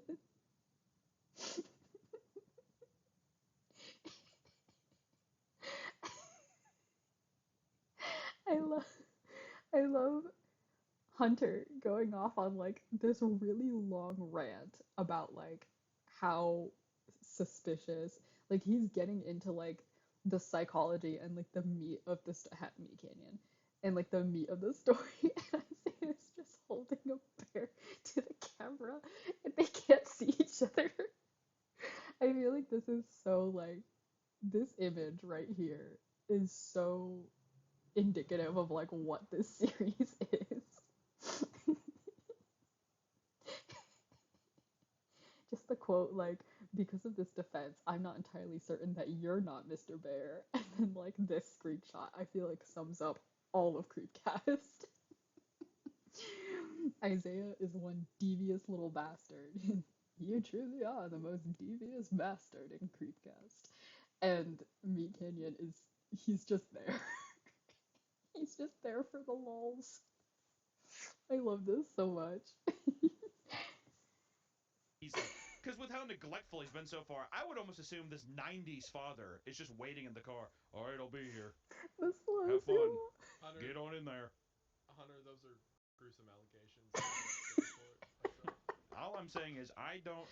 Yeah, I believe at some point, and someone will probably pull up this image. I could have sworn that I've seen you with some kind of giant teddy bear mask on, and I don't know. I don't know. Also, you are rushing to the defense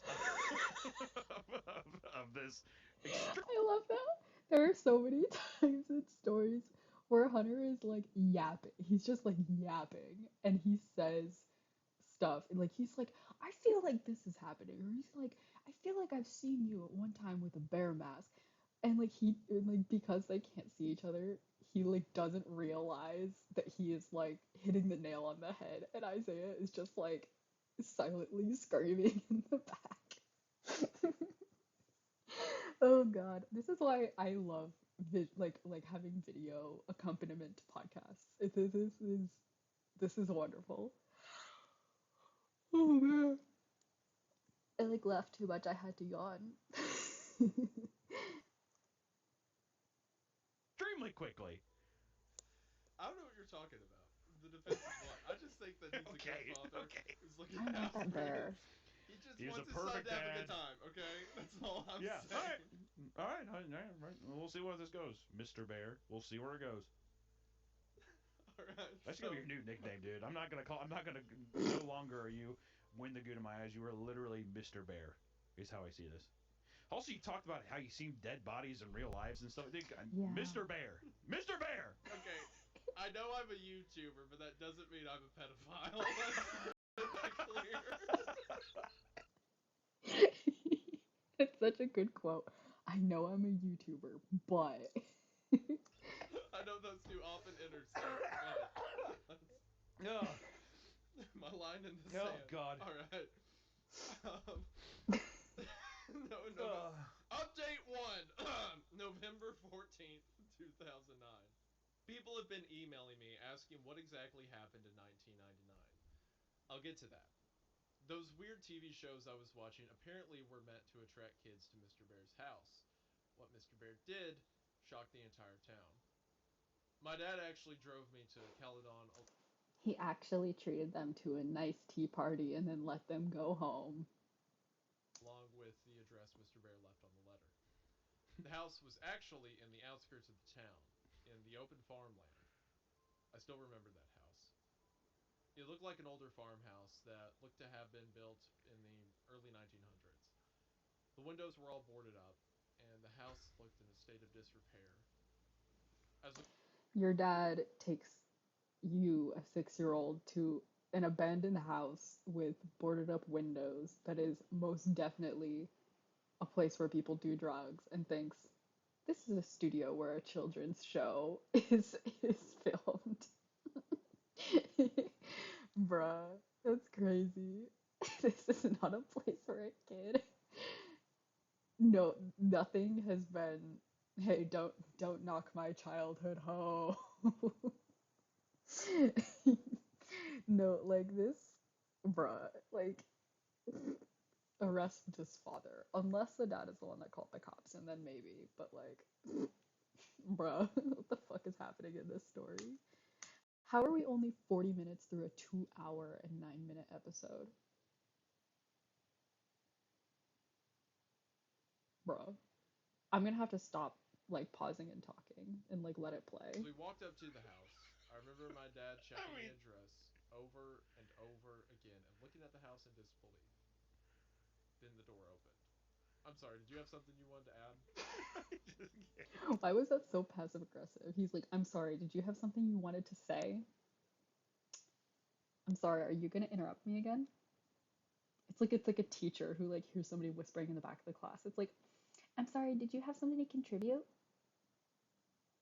If not, then please be quiet. Like that's the way he sounded. Thank you. Thank you, Isaiah. What? the entire the entire house is boarded up, and the dad's like, "Is this the right? Hmm. Is this right?" Okay, well, I guess we'll go Yo, is this where Kimber's funeral is? Hey, is this where Mr. Bear's cellar's at? Yes, this is where Kimber's Kimber's funeral. mom. Is this where Kimber's funeral is? No. That's another Baraska reference. Is this where Kimber's Yeah. mom's funeral is? Yeah. Yo, they got sandwiches in here. Oh, yo. Yes. Yo. Okay. Anyway, the door opened. I expected Mr. Bear to be at the door, but I was surprised to see a police officer emerge from the creaking doorway. Marcus. Oh yeah, Marcus, yeah. So what are you?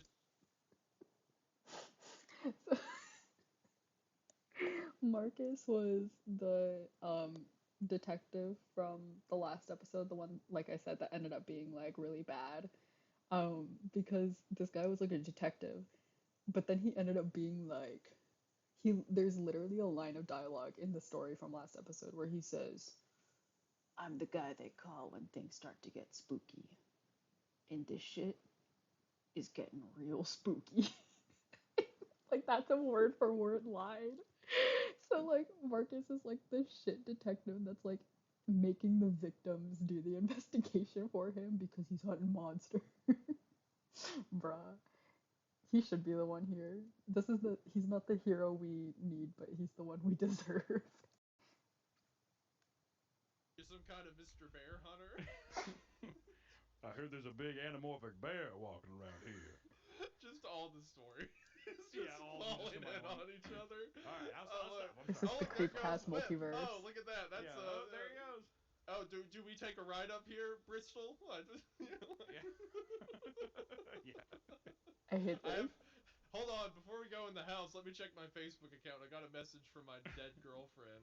Yeah, my Oh my dead God. girlfriend keeps messaging me on Facebook. All right, no, we're good. No messages. All right. Wait, what's that? Are those giant chicken eggs on the porch? I hope the eyeless lady didn't leave those here. Bruh. I'm good. I think that's all of them. I don't think I think This that's is all of them, cinematic yeah. universe. Oh wait, be careful. There's some stairs in those woods. So. Yeah, there you go. Now we've we're officially hit good. them Now all, we're yeah. good. Yeah, all right. Surely there can't be stairs in these woods. I expected Mr. Bear to be at the door, but I was surprised to see a police officer emerge from the creaking doorway. The officer began talking to my dad, while I quickly asked if that was Mr. Bear's house. The officer's face cringed slightly, and he muttered, Oh, God. "Did you have to do that in the Wabbit season voice?" It's just a regular. Oh God.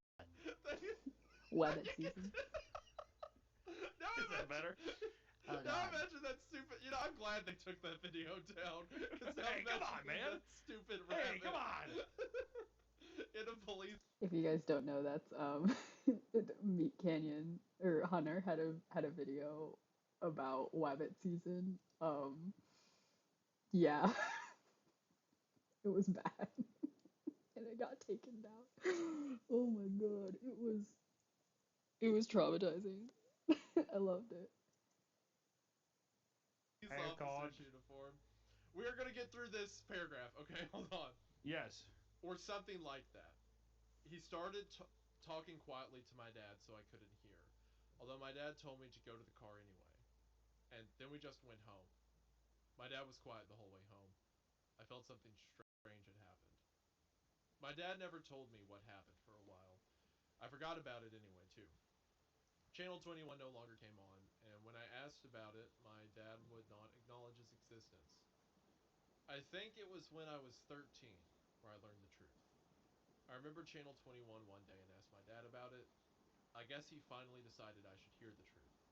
Caledon Local 21 was a local TV channel that ran from October of 1997 to August of 1999 in the Peel region of Ontario.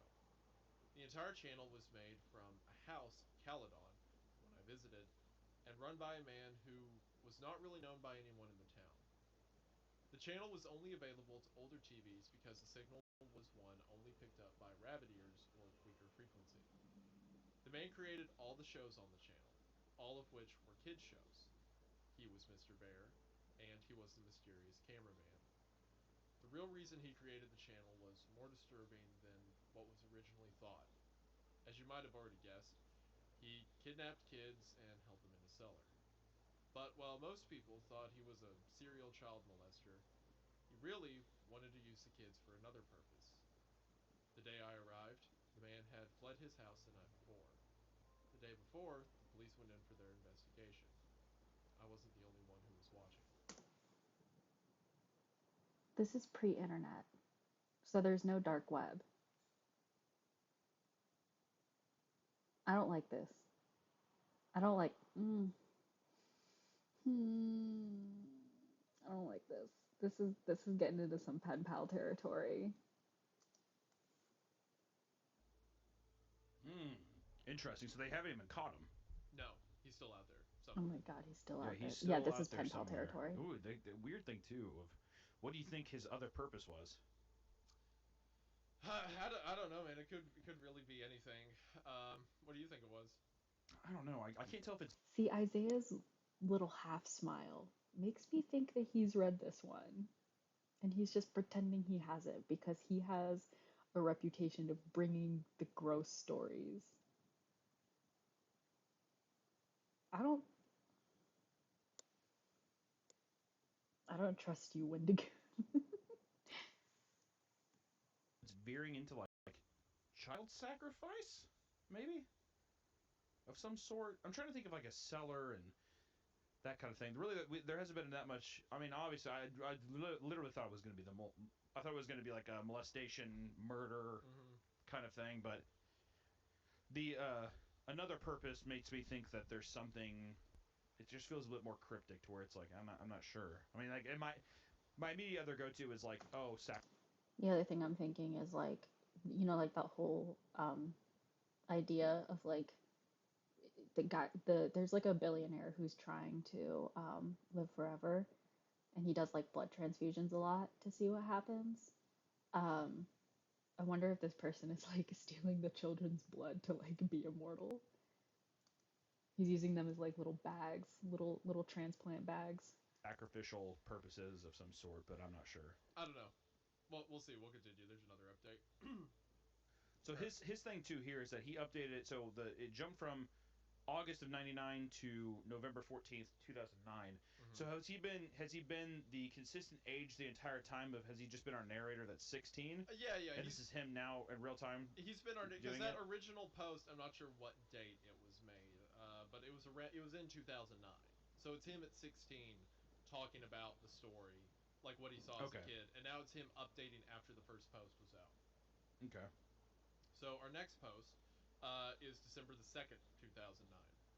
Update 2. Sorry for not answering any questions for so long. I haven't accessed my email account for some time. Anyway, let me finally set things straight about what I know. Back in October, I visited the house previously owned by the man who ran Caledon Local 21. 2 women lived there, operating a daycare business. How ironic. Now, to answer the questions you guys emailed to me. Wait, hold on. I visited the house previously owned by the man who ran it. The 2 women lived there operating a daycare business. I feel like they shouldn't allow that. This is one of those cases where I feel like the property owner should disclose uh, information about what happened at certain locations to people because that's messed up. How ironic. Now, to answer the questions you guys emailed to me. Question 1. Who else watched Caledon Local 21? I know other people watched it for sure, including those kids who wound up at Mr. Bear's house. After some Google searches, I found a few people on the Neoseeker forums who were discussing shows from Caledon Local 21. They talked about the 2 shows I watched, but also another 2 shows I'd never seen before. A user named I Am Real Life seemed to know all the shows that were broadcasted on Channel 21. Here are the 2 I've never heard of. 1. The Fallen Angel in Life. I Am Real Life described it as a fairly boring show about a guy rambling on and on in front of the camera about how we must please Satan and appease him before it's too late. There's some Satanist And stuff. second show, Paint with a Soul, I Am Real Life and another user called Siggy92 were discussing this show. They described it as Blair Witch-like. as it Nice. consisted of the cameraman wandering around the forest at night, doing nothing particularly interesting. I'll go looking for the conversation and see if I can get the link.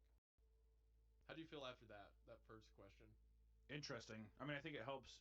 It kind of makes you push to solidifying the idea that there's some kind of worship or some kind of sacrifice going on here. Mm, And then it feels like the paint with the soul thing is definitely him.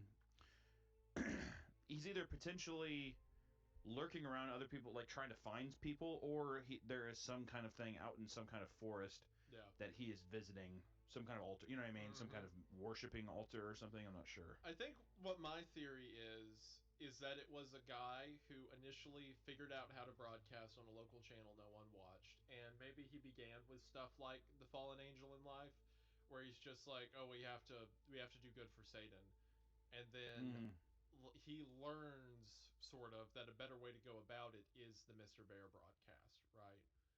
That like maybe Yeah, and maybe he could hide himself a little bit, not well, but at least to children. I'm wondering too. Well, not only hide himself to children, but I'm also wondering, instead of having to go out and look for Oh people, shoot, or I didn't like, mean to drop the assumably, I screen. mean, My like bad.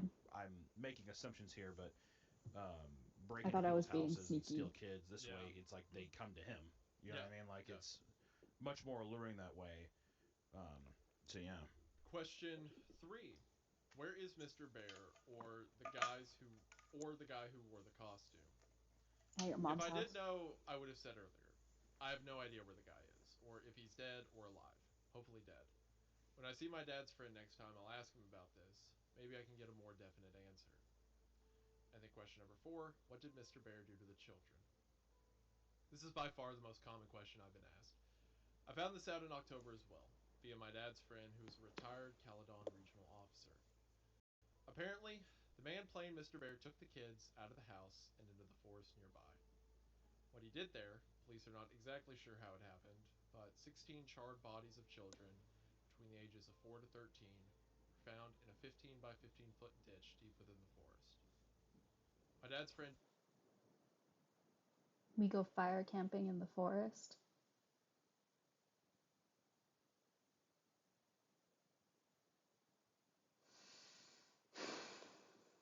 I don't like it when things connect and are. I'm just kidding. That means I love it, but come on.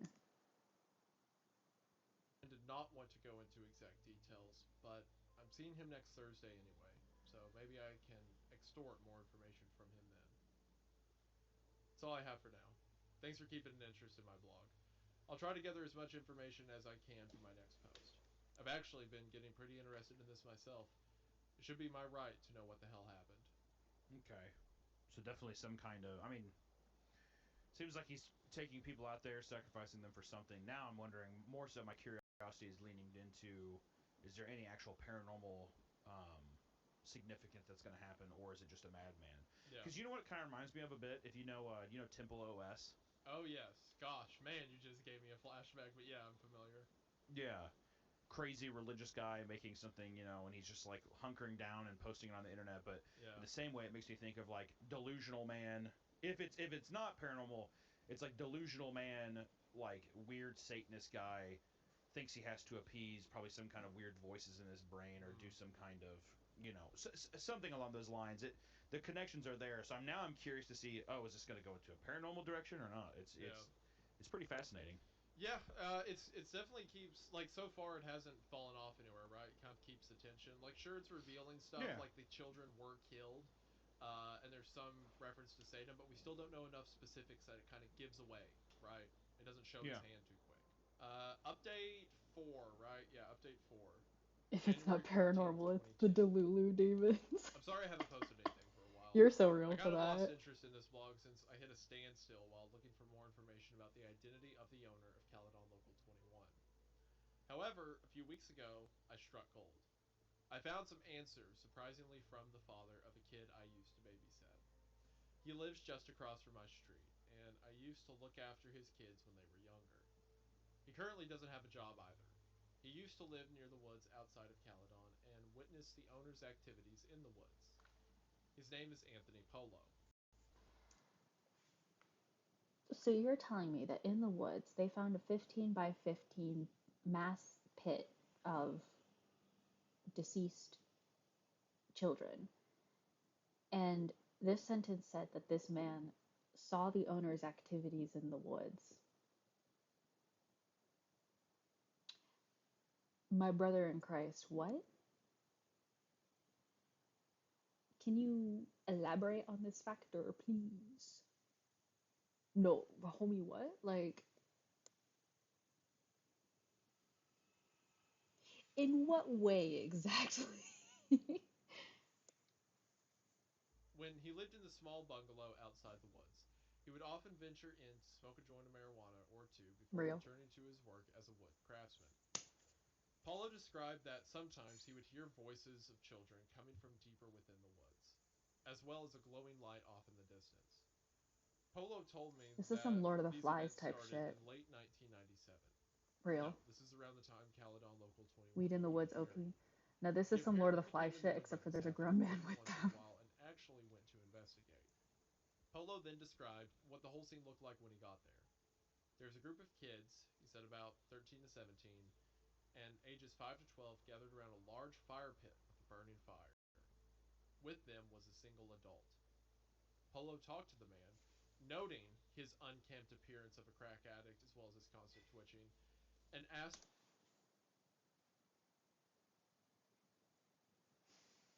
Can we just can we just take a moment to look at this? POV.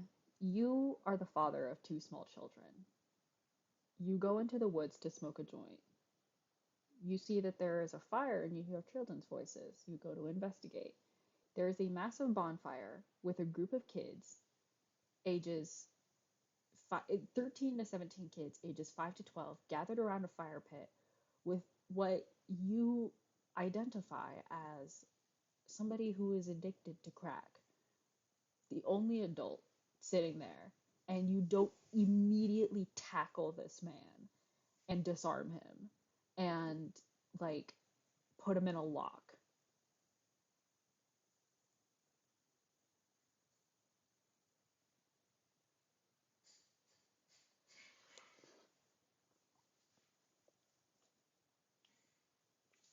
I'm willing to extend my suspense of disbelief to horror in terms of like slashers and things like that. But like, brother, if Hunter doesn't start yelling at this part, I'm gonna scream.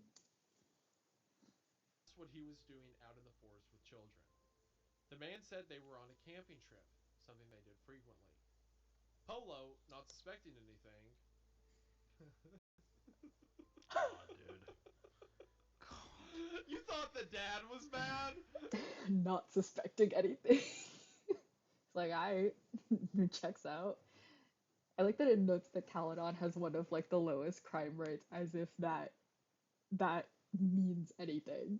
Like, as if that means anything.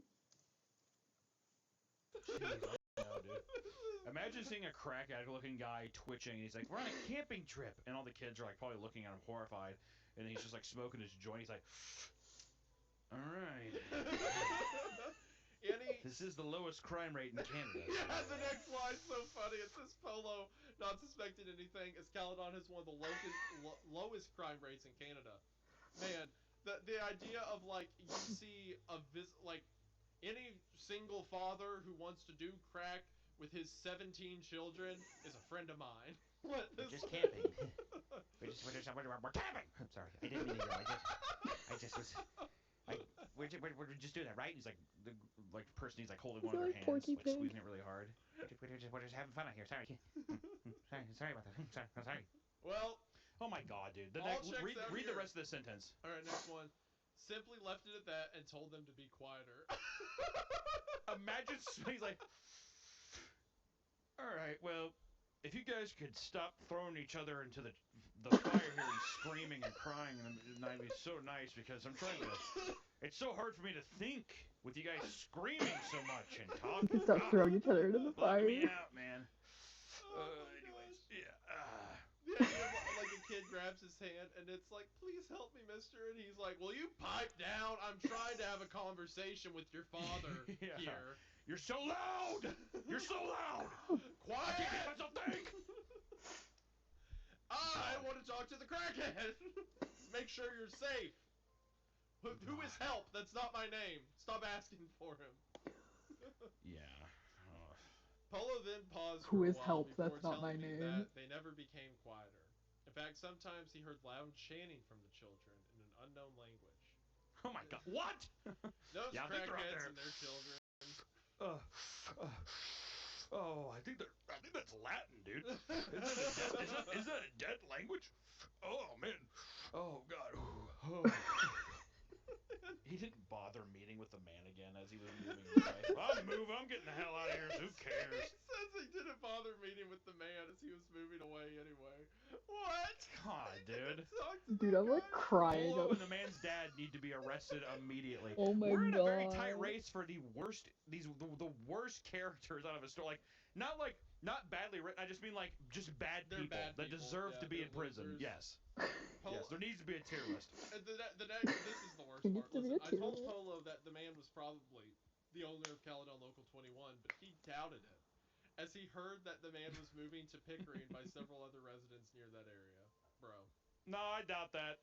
No, I doubt it. So anyway, Bruh. yeah, I was in the woods and I found these 17 children ages 5 to 12 with this one man around a fire pyre. Oh, that sounds like the police case of the man with 17 children aged 5 to 12 around a fire. No, it doesn't check out because I heard that guy, someone told me he moved. No, I have it on pretty You good know that guy they authority never that caught guy's because he left.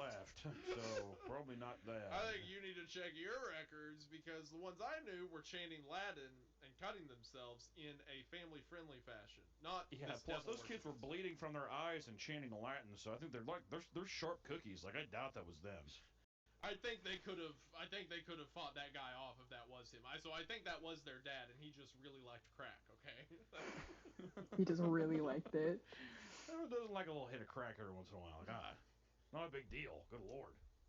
Here's what I know now. Here's what I know. The man would take the kids in the woods regularly for quote camping. The fire pit Polo described may be the hole the bodies of the children were found in. Oh, sorry. The children Polo saw are probably the ones found dead. Probably. Okay. Probably. Yeah, I like all these like maybe the hole the bodies were found in, and Polo saw the children Polo saw are probably the ones found dead. It's like I didn't. As if this is Hey, like a I don't regular think we need to be in occurrence. fucking Inspector Gadget to realize that yeah, these are the people that like I mean come on man. It reminds me, I can't remember what it was. I'll send it to you if I can find it. But there was this YouTube video I watched one time where they were trying to prove this guy on TV was an individual who had a criminal record, right? So he shows the two side by side and they're clearly the same person. But then he spends 10 minutes like, as we can see, his name here is this, which matches his name here. But that's not all. They have the same social security number. But that's not all. We both see, and it got to the point they were wearing the same shirt in two different photos, and he's still like, It's like we get it, it's the same guy. and at the end he's like, They with have the this same social information, security we can number. safely assume this is the same individual. We can safely I can assume. hypothesize that this is the same God. individual. That's what this reminds me of. The man moved to a city called Pickering, a small city east of Toronto. I will discuss this with my dad's friend, the ex-cop, and see if this matches anything the police knew about the man. I also want to see if he has any other knowledge of what was aired on Caledon Local 21. Surely we have to assume that the broadcasts are going to start coming back somehow. Is what I'm going to assume. I don't know. But we'll see. We shall see. Let me see. The next update. February 10th, 2010. Good news, guys. I talked to my dad's friend, and he disclosed a lot of information for me. First, I asked if the police had any information on the man who ran Caledon Local 21. He replied that they have only had the same leads for years, never found a suspect. However, the Peel Regional Police do have some of the tapes found in the house Caledon Local 21 was broadcasted from. He took me over so I could watch a few. I guess I haven't said much about him yet. My dad's friend's name is Mitchell Wilson. A pretty nice guy. He seems to understand my thirst for knowledge on what happened during the late 90s in that house. He feels it was wrong that my dad went so long without telling me much. He took me to the Davis Road Police Station. If you don't know, it's the largest station in Caledon, and one of the largest within the Peel region itself. One of the main stations around Peel have some of the tapes. I was able to watch all of the footage that the Davis Road station has. Unfortunately, I wasn't allowed to take any tapes home for obvious reasons. I just want to say one thing I really like with a lot of these stories, and that this is setting up really well too, is I like the amount of times that like adults like withhold things from their children, Yeah. or what like almost like no kid could ever handle hearing these things or being left in the dark, and it always proves to be the wrong thing. Instead of just being completely transparent and having it be like an open discussion in due time, like I don't think you have to traumatize somebody, Yeah, but I do yeah. think like I think that like this deception that it starts off with is like also what like lends so many people to be digging so much more. And Yeah, now yeah. my gut reaction too is that Elliot is going to dig too far and something like I don't know. Like I would hate for him to be like, man, no one is giving me answers. I need to keep digging, Yeah. and then it ends up like really backfiring on him. It You know what I ends mean? up to Versus like like, finding Mr. Bear on his own or something He like finds that. out that yeah, he is Mr. exactly, Bear. exactly. I think Mr. Bear was I the think friends it's we a made good along the trickle way. of information. Whereas like you're not going to tell a 6-year-old what happened, but you tell a 16-year-old Yeah. what happened, right? I think you Um, could. I think that even like a 13-year-old or something where it's like you're obviously not mature yet, but I think that you have enough cognitive functioning to where you could be like, hey, this is what happened, and it's like a really pretty horrifying thing. I think that as you're growing, you need to know like the dangers of what's going on. yeah, Mm-hmm. Especially, I would feel so guilty if I took someone there and it ended up being something horrible, right? yeah, Where you'd almost want And to be like, knowing that you let's could have not left have your that kid happen there. again, etc. yeah, yeah. No, I agree. I think it's also a good trickle because like now Mitchell's like you can see the tapes. You know, I understand. I'll let you see them. And it also is good for the reader because we have a good balance between hearing new tapes and then talking about what they might mean, stuff like that. Um, Yeah, I think I it's a good mean, balance. as with a lot of these stories, the deception with the parents is always weird. I'm like still kind of skeptical with the dad because I do like the line where he says Mitchell says he feels it was wrong, or this is in reference to Elliot saying what Mitchell said. He feels it was wrong that my dad went so long without telling me much. Yeah, yeah. It's just one little line where I'm like, I don't know. I'm watching that dad. I'm watching that dad now. I don't know. So the episodes that he was shown: Paint with the Soul, episode 10, Garbage Thrown Away. Paint with the Soul was one of the shows that I Am Real Life and Siggy 92 discussed on Neoseeker. I told the police about this, and they informed me that 12 episodes of the show were made and broadcasted between December 5th, 1997, and January the 8th, 1998. This also further backs up my theory that this and the Satan show would have come first because he ended early 1998 to do more Mr. Bear stuff. So it seems like Paint with the Soul came first. Exactly as I Am Hmm. Real Life and Siggy 92 described, the episode opened with the cameraman wandering around in a forest. It appeared to be during this evening as it seemed the sun was setting. It's like he tried different tactics. Like he tried one show and then he couldn't get enough people, so then he switched to Mr. Bear. I don't like that because it's one thing to start out with like the intent, like with that predatory intent, but the fact that it's like a trial and error just makes it all the more malicious. Ow. The cameraman walked along a path until he got to an area where there was a lot of garbage lying in the leaves. Me. The camera looked around at the various wrappers, bottles, bags, and boxes, making sure each item got a few seconds of screen time. The camera then focused on a single area before the man spoke. I recall he spoke in a very timid, quiet voice, and I swear I've heard it somewhere else before. Like on another Caledon Local 21 show. I could barely hear what he was saying, but he mainly talked about how humans are garbage, or something that had to do with saving ourselves by cleaning up the garbage, or us. It actually sounded really stupid, but still a feeling of dread came over me. I mean, that forest was possibly where those bodies were found, right? Mr. Bear's Cellar, episode 25. When the police administrator brought in this tape, I actually said, Oh shit. and chuckled a bit out loud. Of course, I got stares from the staff, but Wilson explained to them about my little experience with Mr. Bear and how I still kept the letter he sent me. Like the previous episodes, this one included a guy wearing a bear mascot costume. The episode began with Mr. Bear waddling over to his cellar door with a bottle of orange juice in his paws. Oh. On the ground were 16 shot glasses, as well as a small bottle that contained an unknown liquid. Mr. Bear poured an equal amount of orange juice into each glass before opening the smaller bottle and depositing one drop into the glasses. Mr. Bear then Or went they're off doing camera. like There was some minor screwdriver sounds such as some shots. shuffling, and then Mr. Bear emerged from behind the camera's location. Following him were 16 children. Some looked as young as 4, while others looked like they were practically teenagers. As the children entered, the administrator commented that this is the only episode that showed all 16 victims. The kids all looked rather content, except for this one who had visible bruises on his face. And unlike the other kids, he had a more fearful expression. He also looked about 11 to 12, Oh which boy. caused me to recognize him. He was the kid who asked about his sister and subsequently met an unknown fate at the end of episode 23, that one episode I watched during July of 99. I think I think he said like way in the beginning of the episode that there were boys and girls. It wasn't like specifically just boys, but it is still giving me like Lost Boys kind of energy. And when I say Lost Boys, I mean like the actual one from like the Peter Pan story, not the dreamy vampire movie.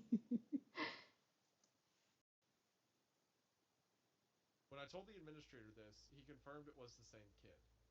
He was also featured in 24, an episode that only aired once at 3 p.m. in July of 99. The police have still not found the tape. Mr. Bear then broke into song, singing about citrus fruits and how good vitamin C was for you. I could barely hear the lyrics as they were muffled by the bear mask. The kids all drink their juice, the one from episode 23 doing it rather reluctantly, and the episode ended. After viewing the tapes in possession of the David Road police station, I'm satisfied but only temporarily. I still want to know the full story. The police just keep giving me the same crap about the creator of Caledon Local 21 being a fetishist pedophile as well as an apparent cultist. I'll sign off for now, get into university first, and get information later. Hopefully, I'll get back to this blog as soon as possible. I mean, we're getting to a spot here where the thing about him, I don't know how you read this, but when he put the drop of stuff in the orange juice, it almost makes you think it's like a sedative or something that, Yeah. in a way, makes me think maybe would help them not feel pain. Whatever. Like, is the guy is Mr. Bear? Is he Oh, I was thinking feeling like a cyanide sympathetic or towards these something. kids? He's obviously some kind of mentally unwell man, but is it going to be one of those things where it's like the voices are telling me to do this, but I don't want to, or something? Like the information we're being given. I'm wondering what kind of drug he's giving them. It seems like sedating them somehow, but I'm not I entirely think sure. it'd be a kind of drug that just kind of made the kids more passive. They'll go along with whatever he says, kind of dull their senses, so to speak. We can also see that after that kid tried to get away, he was physically beat, and now he's drinking it because he's in fear of that happening again. Well, yeah, he doesn't want to have that happen to him again. I'm wondering when if Elliot is gonna try to reach out and meet up with I Am Real Life and Siggy 92. No. I wonder if they're gonna have any kind of like meet up to be able to meet them in person or something. I'm curious. I'd like to see if he meets them in person and to see like what kind of conversation that would be. Yeah. Okay, continuing on. Next update, May 8th, 2010. Last month, I finally got my G2 license. In Ontario, Canada, this allows you to drive in a car by yourself as well as with some passengers after 6 months. I, of course, took advantage of this and drove into Caledon for a little Sunday drive. Since I haven't updated this blog in a while, I figured I might as well visit the house where the infamous chamber of my Oh yeah, training is me as a located. 16-year-old, I'll go The to house the looked house different than when alone I saw it last in where there was November. a The place was crackhead no longer used as cultist. a daycare and just sat there abandoned. However, it did have a for sale sign showing that someone still owned it, wanting to get rid of it though. So I want to ask you, what do you think of going back? He's not there logically, right? Hmm. But what do you think about driving to the house? I think if you're in search of, I think if you're in search of answers, I think that you'd want to think that, or I believe the desperation of your mind would think that there is something there that someone has not picked up on, Yeah. right?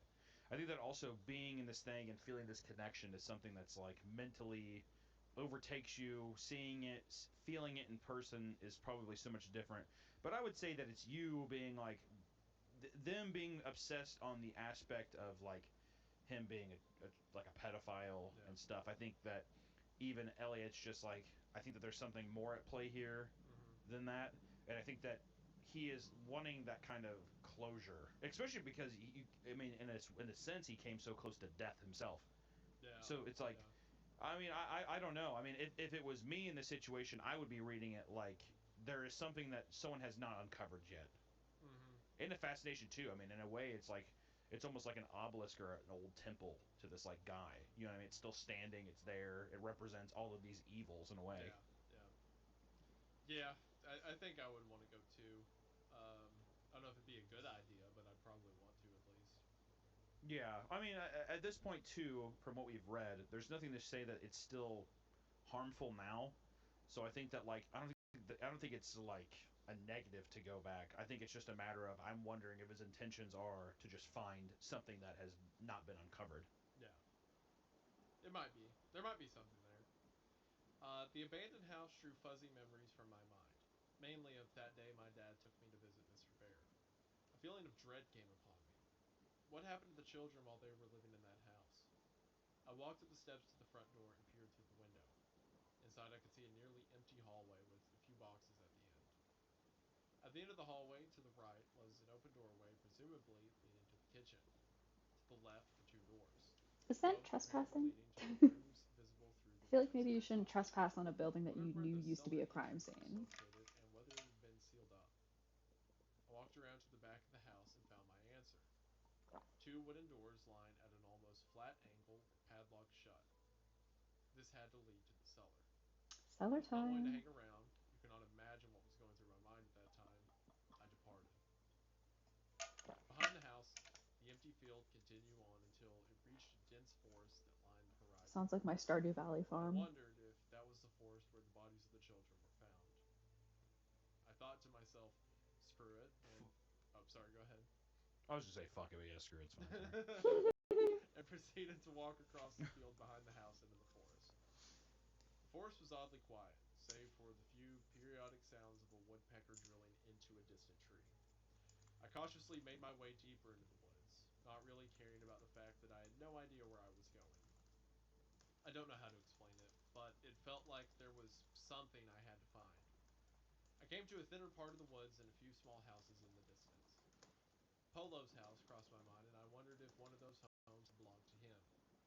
I neared a small clearing in which I could see three adequately sized logs gathered around a black, charred area, showing a small fire had been lit there recently.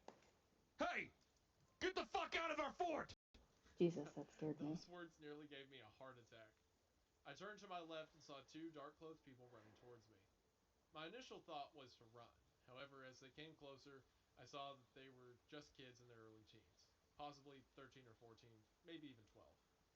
As they approached me, they realized my size as well. I'm 6'1", while they could be no bigger than 5'8". One might have been. A 12-year-old that's 5'8"? Is that normal? I feel like boys tend not to get over like 5'4" until they're like 15. Tend to. Obviously, this is different. Granted, I haven't gotten over 5 foot since I was 10 years old, so I can't really win in any case. 5'7". Damn. Big fucking 16-year-old. God damn, dude. He Good is lord. tall. He's a big boy. Old boy's eating his green beans and stuff. My word. What if he's going lying about his pro height? immediately. Ladies, I'm Yeah. 6'1". We said, get the fuck out. The larger one, who was wearing a Slipknot shirt. Hey, there's your reference. You said you wanted. Hey! It's not Limp Bizkit, but it's a reference to something. There it is. I like To that. something. The larger one was wearing a Slipknot shirt, said half-heartedly. I stood my ground and shrugged. The shorter one was wearing a Metallica shirt. There you go, another one. I like that. Swung out a butterfly knife and held it in This my kid direction. swung at a butterfly. This is literally Beavis and Butthead. You know what it is? Like I said, this is literally Beavis and Butthead, bro. You're so real for that. You know what it is? The one reference we forgot to make earlier. The boys from Jeff the Killer. The two boys. Oh, shit. That's exactly right. That's them, yep. Looks like we've got some fresh meat. That's it. Looks like we've got some fresh meat. Oh, I like this. I like this kind of. No, You wouldn't want to. I said in a deep, serious tone, trying to sound as badass as possible.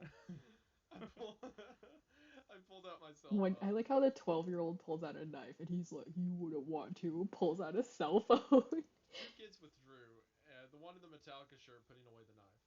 Look, dude, we don't like people in our fort, so can you just go?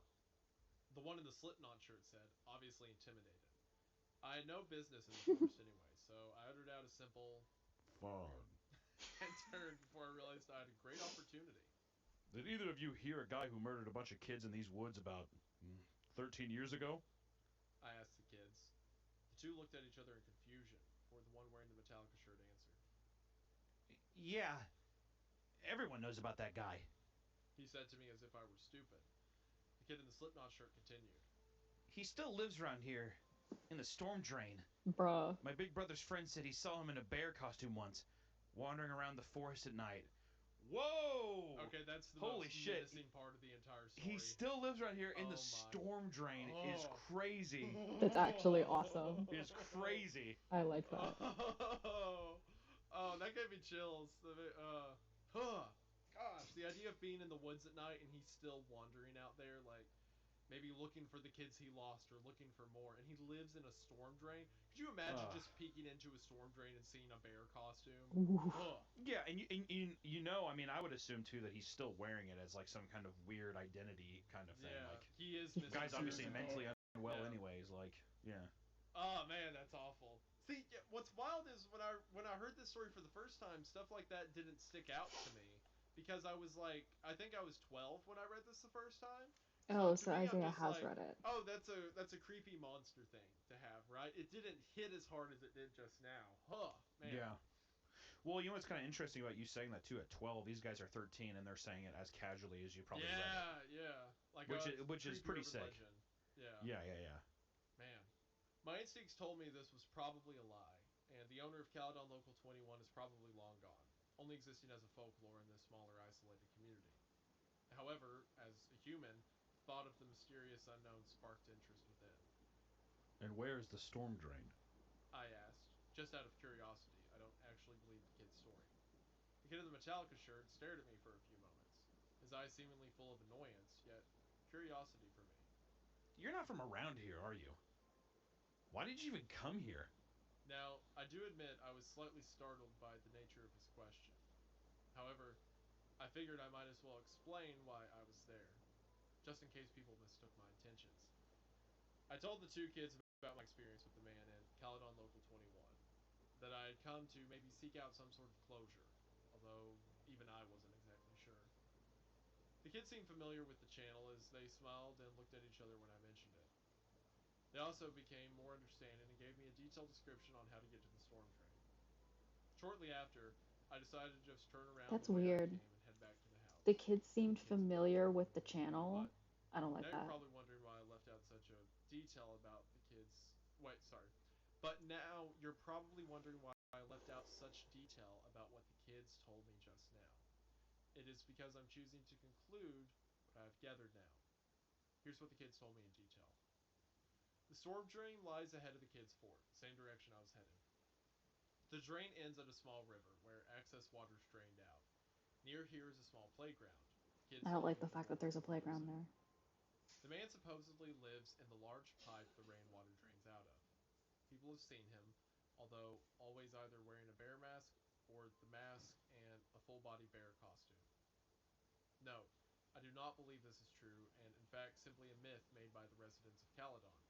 The story does not seem plausible in any way. Why did no one call the police? Didn't this guy look suspicious? And other questions like this leave the story invalid. I may visit the storm drain, not because I believe the story, but because I want an excuse to visit Caledon again. So if this blog doesn't die. With no more tapes to watch, I don't know what to talk about anymore. Thanks for continuing to support me in my blog. I know many are looking forward to more information about what happened in Caledon during the year 1999, and I'll do my best to continue my research into the topic. Elliot out. Okay, and that was in May of 2010. Well, let me ask you, what do you think? Do you like just out of your gut reaction? Are you think it's a myth? I do want to say immediately, if we remove the polo part, because I feel like that kind of killed the pacing a bit. I feel like it Mm-hmm. was too much revealed at once, right? Like, Yeah. oh, they're fine, there's a fire. If we remove that part, this entire thing is so expertly dripped to the reader. Yeah, it's Like, very, very good, like drip from fed. like, oh, there's this creepy guy back in '99, and then a bunch of kids died, so that's why the police are interested. And then we hear more tapes. We start to Oh, put bye, together Eli. Have a psychology. great We start to time. put together purposes. And now we get the detail that he's living in a storm drain nearby. Although in the real world, I would say this is definitely an urban legend, right? Because how does a guy live in the woods for 10 years, right? No one called the police, no Yeah, one's no, that's monitoring Sure. him, real. stuff like that. Yeah, yeah, yeah. 13. But 3 the years isn't a story short amount has of time. given us just enough room for error with the supernatural that it could be possible. Maybe he's some spirit, maybe he's some ghost, something like that, right? And it puts you in this perfect gray area where you don't know what to believe. And it creates dread, it creates tension. It's so well done so far. I really, this is a lot better than I thought it would be looking back on it now. And it's cool for that. I'm happy to see that.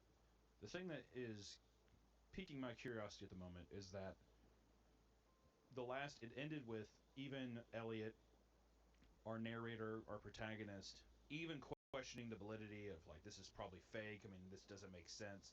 To where the author knows that these questions are arising, and I'm wondering, even though that this was like kind of continued on, if the charred bodies is breadcrumbs that is trying to it's setting up some kind of subversion of expectation. I'm very Mm-hmm. curious to see. I don't think that we've fully gotten a whole grasp of what's going on, and I don't think it's as simple as the guy being in a pipe. Like I think that I'm curious. I feel like we're heading down a very interesting road Even right if now. nothing more comes out of the guy in the pipe thing, I think it does serve to like the impact this event has had on the local community, right? Oh sure, Like the yeah, legend is no, he's still definitely. out there, he's still in the woods, Yeah, right? yeah, And yeah. everybody I think has it their works. local Yeah, legend, he even in your himself has neighborhood. become an urban legend. Like Yeah, I mean, like that's yeah. yeah, My that makes neighborhood sense has totally. a urban I'm loving legend the guy. It story was so actually the far. guy that used I'm to live thrilled in with. my house Yeah, that I grew up in. I'm locked in right now. All right, next update, October 7th, 2010. Wow, nearly 5 months since I last updated. I'm guessing everyone pretty much thinks I was dead, right? Thankfully, I'm not. But in all my seriousness, I really have been busy these past few months, and a blog about something that could have killed me as a kid is a little low on my current priorities list. As of now, I'm living in Waterloo, Ontario, attending the University of Waterloo for computer engineering. Yeah, I'm a keener. As you can imagine, engineering is no walk in the park. So obviously, I nearly forgot about this vlog. But as you can see now, I'm back. I remembered to visit the storm drain the kids from the Caledon Forest told me about. I was out in a clearing between the wooded areas, nearby a marsh. Unfortunately, I found absolutely nothing, save for a turtle that retreated into its built-in home when it saw me. I snapped some pics of the pipe, which I have posted as well. Also, let me tell you, it was not a storm drain like they said it was. What I saw was a simple pipe, possibly to channel the excess water from the marsh. When I returned from Caledon, however, Love a I good simply kept marsh. putting off uploading everything until I forgot all about my blog. It just didn't seem important anymore. Please forgive me. It wasn't until only recently that I am now interested in my case again.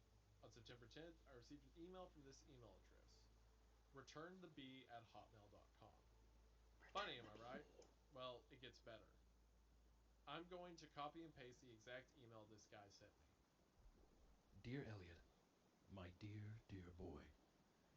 You see, the story may or may not be true, but it could happen. There are many slots for airtime. If you have if you have money, you can have a public access TV channel. Some public access channels share airtime like EWTN, which is a religious channel based out of Michigan that shows Catholic-based programming but during off-air hours have independent shows or just blue screen. Cable networks have empty channels available for rent space. So the scenario of a pedo renting a channel on basic TV is not far-fetched at all. However, public access TV is widely reviewed and can We should rent out one of these cable channels and put CREEPCAST on it. be terminated at any time. These are the rules of the United States, not for Canada, where the story took place. So if this happened in the US, the pedo would be tracked and arrested immediately. Yes, the story could happen, but it is unlikely. 100 fuzzy hugs, Mr. Bear. Now, obviously, this letter is fake and sounds almost corrupted, but still, I would like to thank whoever sent it, though they could use some English lessons. Just reading the letter creeped me out, but because of it, I'm now full of this new interest to continue my blog. I guess it's just funny trying to pursue the mysteries I've always questioned.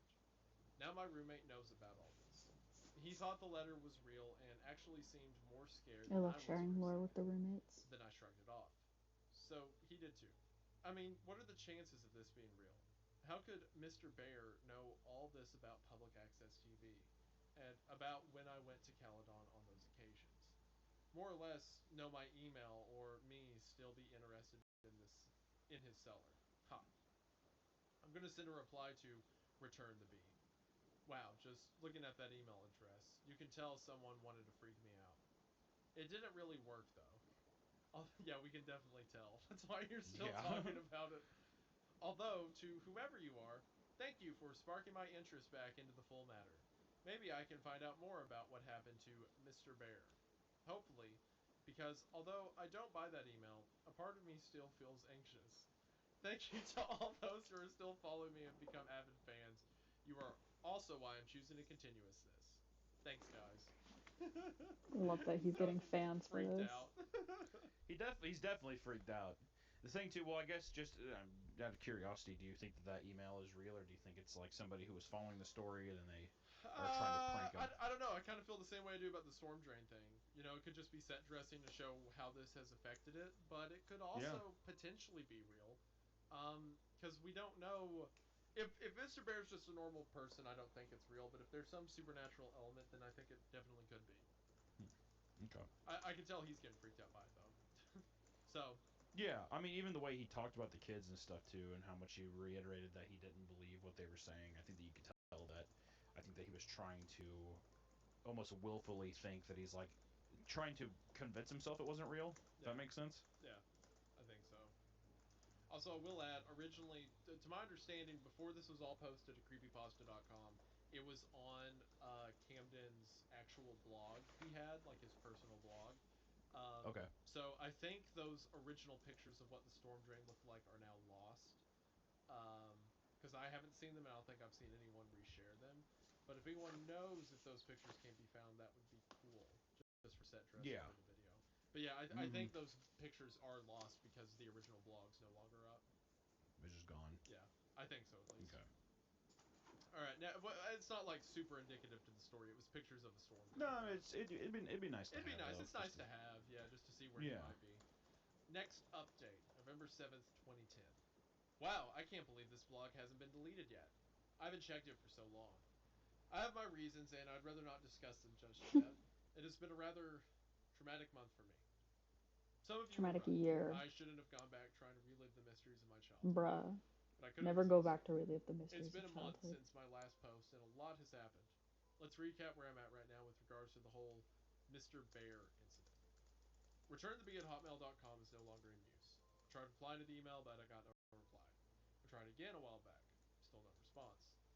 I've actually moved up to Ottawa, capital of Canada, for those who don't know, for university, so I haven't been back to Caledon or back home in the Peel region for a while.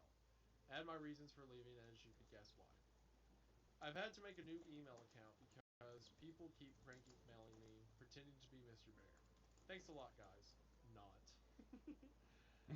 That's the most 2009. Yeah, very Not. late epic. Troll face. Yeah, I just did that. why why have I ventured back to this blog? Mitchell Wilson, remember my dad's ex-cop friend, gave me a phone call on October 23rd about a tape that was found in a branch of the Brampton Public Library. Brampton is my hometown, in case you haven't picked up on that. He claims he isn't allowed to discuss the contents of the tape with me as it's still in evidence, but he asked me to come check it out when I return home. That tape got the gears grinding again because we all know what was on the last tapes I saw. I can only imagine what can be on them. I'm guessing it must have something to do with Caledon Local 21. I guess I just wanted to say I am continuing this blog and thank you for everyone who still follows it. I don't know when my next entry will be, but when I see that tape, I'll write what I find. don't know what to expect. But the idea of seeing another tape has got me interested in this whole. The fact that like I used to work in a public library and my job was restocking like books that had been returned and then pulling stuff for the hold shelf and like seeing the movies that people would rent and things like that, like I don't know, and like I never saw anything like nefarious except for like one time there was like this old guy that was using the public computers to like Google pictures of like attractive women, which I remember like seeing that and being like, oh, it was kind of sad. It wasn't like creepy. It was just kind of like, okay, like that. He wasn't doing anything like bad. It was just kind of like, oh, but like whatever. But like I never saw anything like malicious. But the thought of like this, like finding like a mysterious tape or like finding like a VHS that's like connected to an old like criminal or something is like so scary. Like, ugh, I don't like that. Mystery all over again. Elliot. So we now move on to the last tape. I will mention something that was really good that I didn't call out when it happened is that part where he's at the Mr. Bear house and the cellar's right there and he feels like really weird all of a sudden and walks away from it. Like the logical part of his brain knows that Mr. Bear's not there anymore, right? That Yeah. it's not going to hurt him. But it makes so much sense to get out of there immediately, right? Like there's the cellar door. You know horrible things happen there and you saw what was on the other side of that door from that camera and it's haunted you all these years and the padlock's the only thing between you and it. The human inclination would be to run, right? To get out of there. Like I Mm, said, it's not logical, but it makes sense that he would leave rather than yeah. investigating. I really like that detail. I would never go I mean, you're alone. right. I You're would definitely probably right. investigate You if know I what's brought crazy is someone that with whenever me, I just read because that, more of a I thought that he curiosity, left but like, because the come on. inclination was he was like, I want to break in. I don't know why I thought that until now, but I think that hearing you say that, I think you might be. I think that makes way more sense. Of just that dreadful little feeling, like almost like that pit in your gut. Yeah, like his body's just like get out, get out, get out. You know, like Definitely. yeah. Yeah. I think a lot of the terror works well, and I feel like Elliot is being realistically portrayed as someone who had that kind of trauma, and he's now trying to process it, and now he's like having to interact with it, and like the way that he interacts with it. I think it makes a lot of sense as a character. Yeah. I agree. So big update here. Update January 21st, 2011. So 2 months after the last one. The end of 2010 into the new year was dreadfully long for me. University has been giving me the usual sleepless nights, especially since I transferred to Ottawa, which is the place to party. Sarcasm. But now I am back home with my dad in Brampton, the town I grew up in. I got home on the 18th of December and have been visiting with friends and family, or at least that's what I would rather have done. Now the festive holiday cheer that I usually have at this time of the month is absent. And I just want to say too, really quick, one thing that I liked from that last post. Sorry about the late thought here, but No, no, you're good. one thing I liked about it was he's like, "Oh, people keep making these emails and trying to scare me." Haha.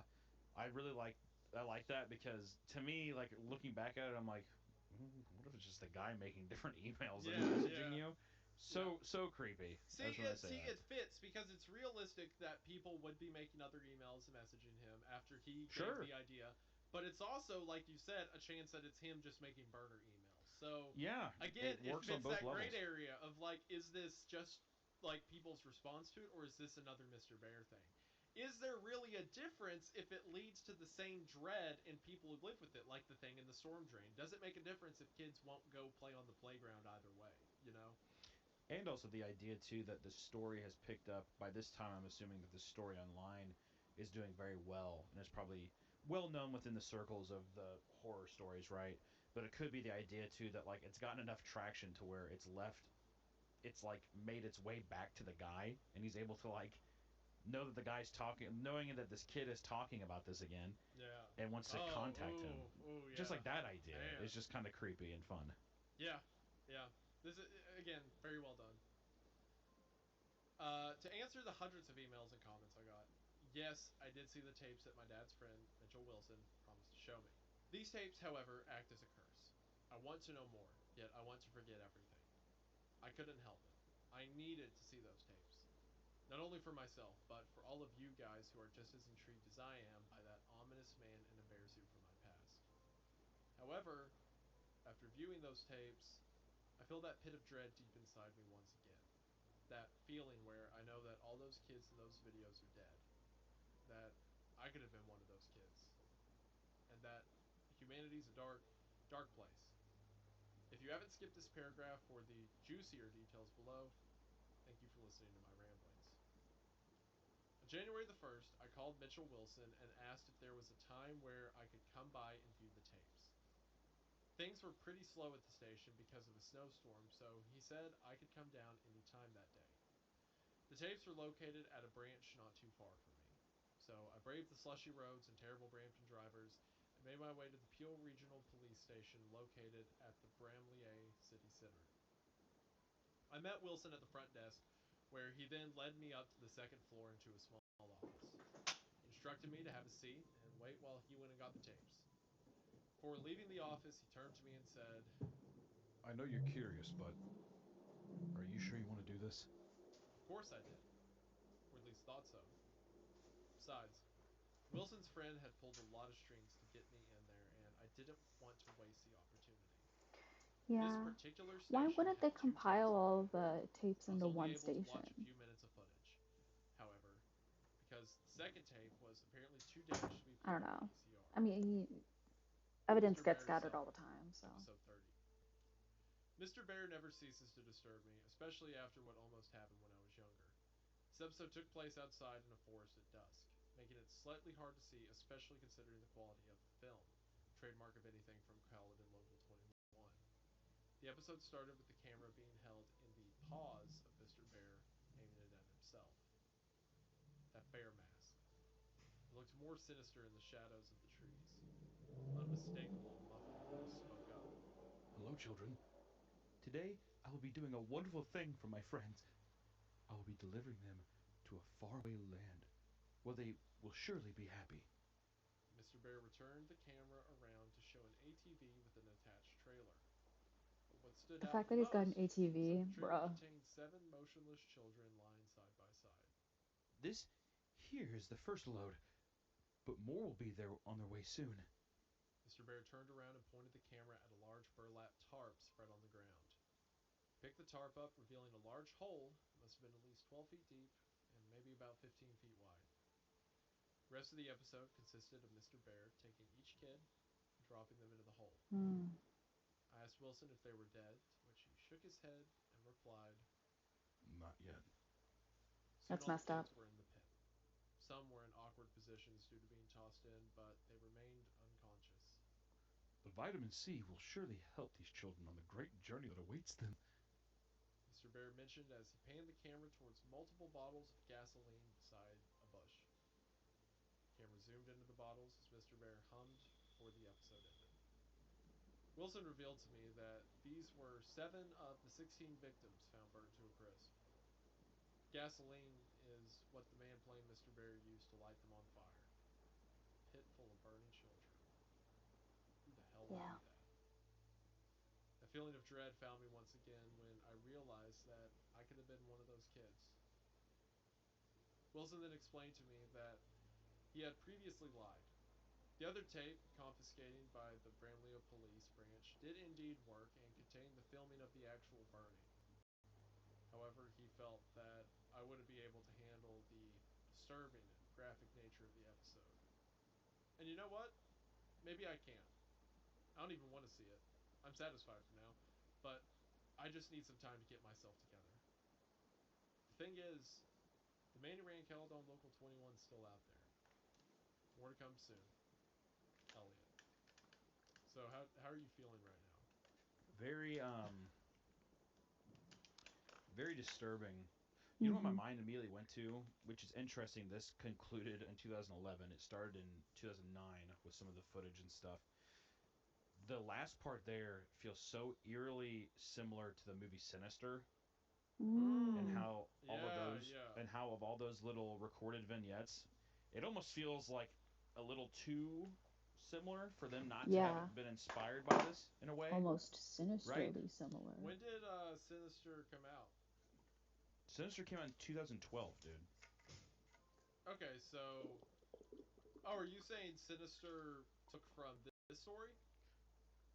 I'm not saying they stole anything. I'm just saying like it feels Inspiration, so odd that maybe. if this thing was exactly inspired in that way, but even just like the way of like the shitty camera, the people lined up. I mean, like that movie is very infamous for those scenes, and this is like if at the time, even now it's disturbing and stuff. I don't know. Some Granted, it's people not as think that, graphic as like you know, probably a lot of the stories would be some people nowadays, think but of the same still, type of I mean, horror. it feels like I'm like that's what my mind went to immediately was that movie and those little vignettes.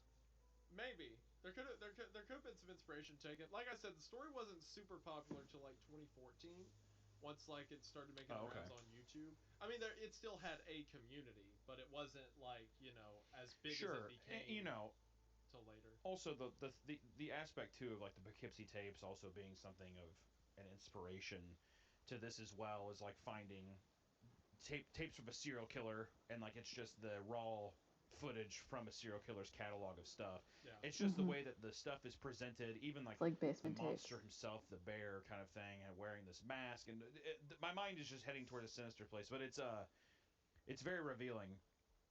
Yeah. It's very revealing. I like that we're getting more dialogue from Mr. Bear as well. Definitely still in a manic kind of episode and stuff. Hmm. Still wondering what the vitamin C um, wondering what like the importance of vitamin C if it's just him being fucking insane or if there's some kind of going to be some I kind of think I reveal think there I about that. think he's talking about just like, oh, the vitamin C will help them. It's because he knocked them out with it.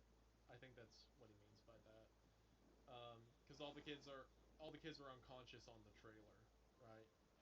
Right. Do you think the tone in which I was reading it or do you think that like the way that he was saying like the quotes of Mr. Bear, do you think he was cheerful or do you think cuz even him saying like the vitamin C will help them is he like slightly disturbed by what he's doing? Like what do you think? Cuz he's kind of catching himself on some of his words too. I don't know. I think maybe he's just so far gone. I don't even know if he could be disturbed at this point with what he's doing. I think it's more so just it's like he's describing it to kids. He's trying to keep it whimsical, right?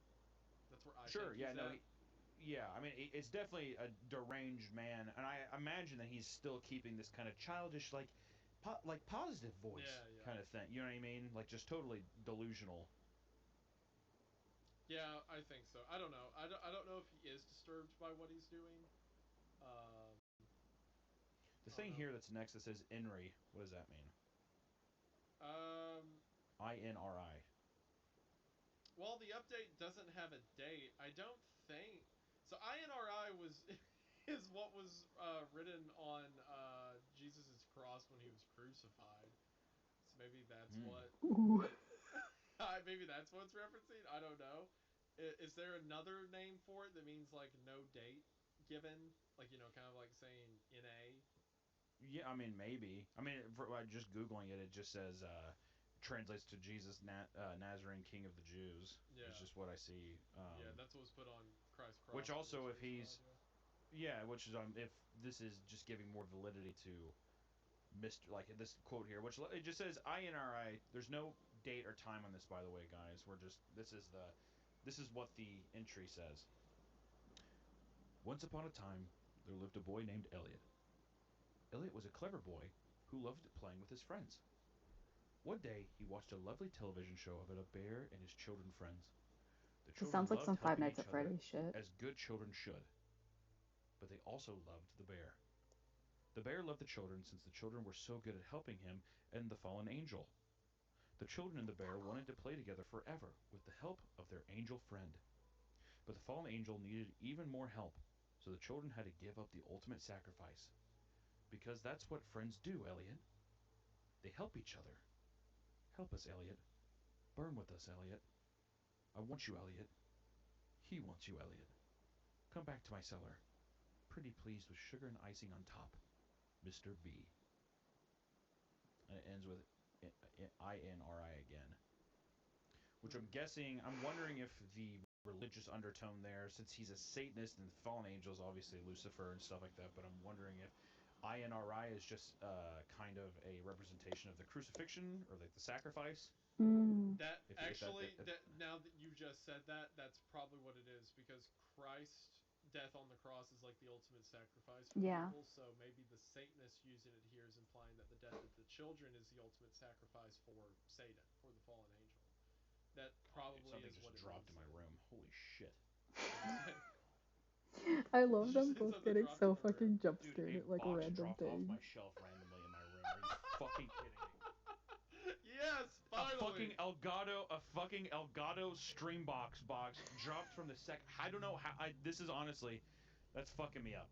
I don't know how it fell off. I That will say, scared the fuck out of me. I Oh my will god. say, you saying INRI is the one explicitly like religious symbol that we've mentioned so far, and when we mention it, the box falls off your shelf. So I want you to keep that in mind, Hunter. That actually, I'm not even joking. I'm like, that actually fucking, that scared the shit out of me. That is scary. I hate when stuff like that happens. Holy shit. When it's like Good. coincidental. I'm glad. And my but- door is closed. My That's what door you is get for closed. making There's fun no of my way. wife. Making fun of my wife opening. Yeah, the but at door. least she's your wife, dude. Do I have a goddamn demon in my room right now? I'm freaking out. Well, I know. I got this, and I got this. So I'm. First thing, what a pause. But his little crucifix looks exactly like the one that's on my rosary. Wait, hold on. To like pull it out of this bowl that it's in. It's in like a bowl with all my headphones. But oh my gosh, Isaiah, we have the same one. And it even has the INRI on it. Yay! We're twins. But yeah, uh shout out to my Catholics over there. That's it. I'm gonna be all right, regardless of Dude, what. And I got this.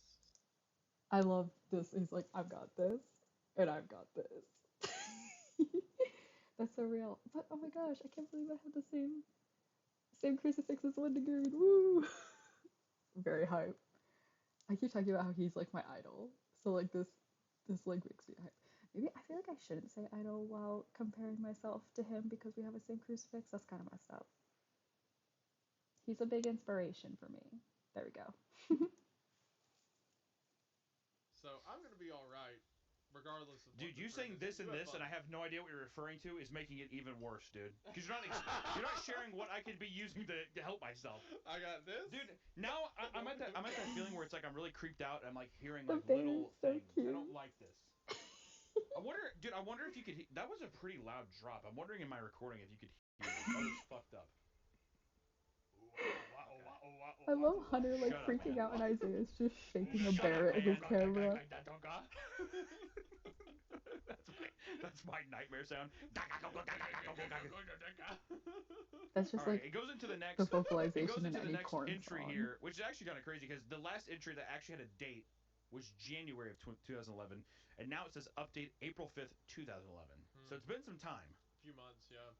I will say if that is what the INRI means, that's pretty sick that Mr. Bear is like fully committed to Yeah, that's the really messed up. symbols of the religiousness. Because even if the story's not supernatural, which I don't think it is at this point, even if it's not supernatural, it's this guy, whatever monster Mr. Bear is, so convinced that it's real that he's willing to kill over it. That's terrifying. I just hate that I said INRI and the thing had to drop right when I said that. It's funny that you keep saying it too. You keep provoking it. Because I don't. It's. I'm Oh my pretty sure. gosh, I hi think everybody who's working Kira. the studio today has left too. Wait, Kira, how are you doing? Are you doing okay? We're kind of towards the end-ish of the stream. I mean, obviously I still have like 20 minutes of this podcast to get through, but I'm really tired, so we're kind of like just listening to it now. I'm not yelling my commentary as much. But yeah, no, feel free to just like hang out. Don't feel pressured to like chat or anything. Just like I miss you. I'm thinking about you a lot. Right? Like I don't need no one needs any reason for you taking a break. You absolutely deserved, but I love you and it means a lot that you came to my stream. So, yay. I'm also terribly sorry that you had to come like in the middle of this episode because this story that they're reading on this podcast has gotten very dark. I am okay. Yeah. I'm doing okay. I things got really busy with school and I felt really bad because um my streaming I know was getting really annoying to my roommates.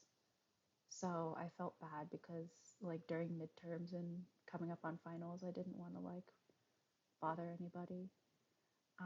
But they went out to dinner tonight for a little bit, so I wanted to try and stream a little. And then the new episode of this podcast came out, so I decided instead to um, record that. Um, but yeah, I just kind of like I got lonely, so I decided to stream. um, but yeah, like I'm just kind of here. I'm doing okay. School is really busy. I've got I finished finals for one of my classes, and I'm almost done with one for another one. But I have hold on. Yeah, I have three more classes with final projects to do, and then I have to keep finishing my short film that I'm making. Um, all of it will be done by next Friday, so yay! It's a little stressful. It's really stressful. Yeah, yeah, school is almost done, and then once I get back home, I'll just be working, and because my job doesn't have the budget to pay me for uh, 9 to 5 every day, I am only going to be working 9 to 2, which means I'll have time in the afternoons, and I'll be back in the U.S. in 2 weeks, so I'll be in like at least like a more normal time zone to everybody.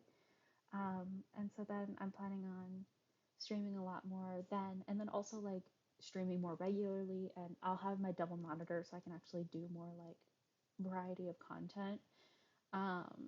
And I'm also gonna, ooh, excuse me, I'm gonna start working on some of the YouTube videos that I've been scripting and working on. So yeah, it'll be good. I'm, like I said, thank you for bearing with me. I've just, I don't know, you can tell by like the haggard, ghastly, like gaunt spirit that I look like right now, how I'm like tired.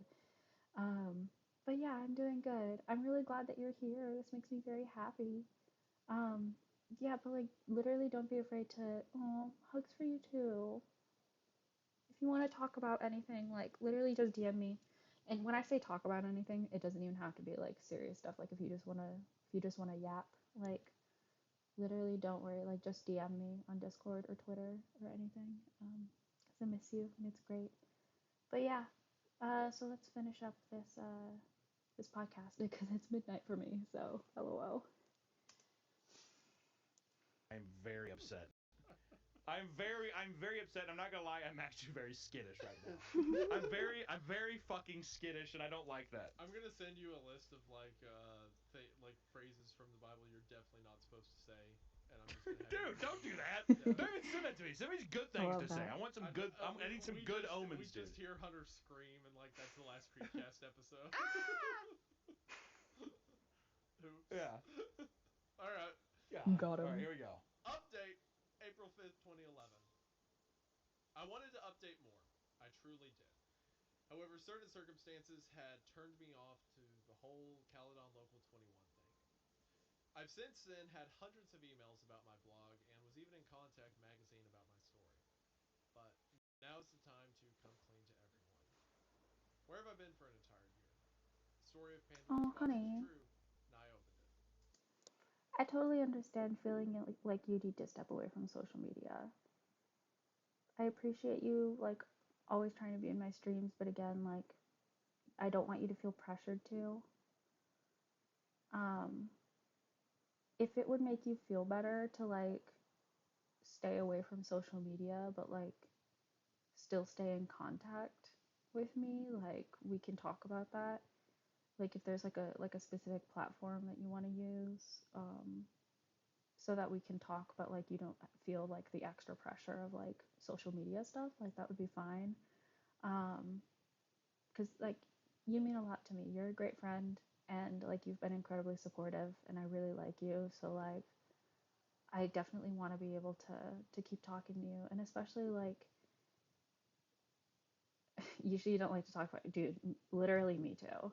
Like the one time that I like trauma dumped to you was like totally accidental. I usually don't talk about like I usually like joke about my problems and then like afterwards I realize like oh that was like probably not something I should have said. Um but and like I know it's hard, but I don't want you to feel like pushed into it, but the whole point is if you need it, um I'm more than willing to listen. Oh, thank you. That really means a lot. I really like you. I think you're super fun. Like, and I want to get to know you better. Even though like I like we're becoming pretty good friends, but like I'm still sitting here like give more. Um, so if you want to talk more, like you don't have to tell me obviously what's going on, but I want you to know that like I'm there for you because that's important. But anyways,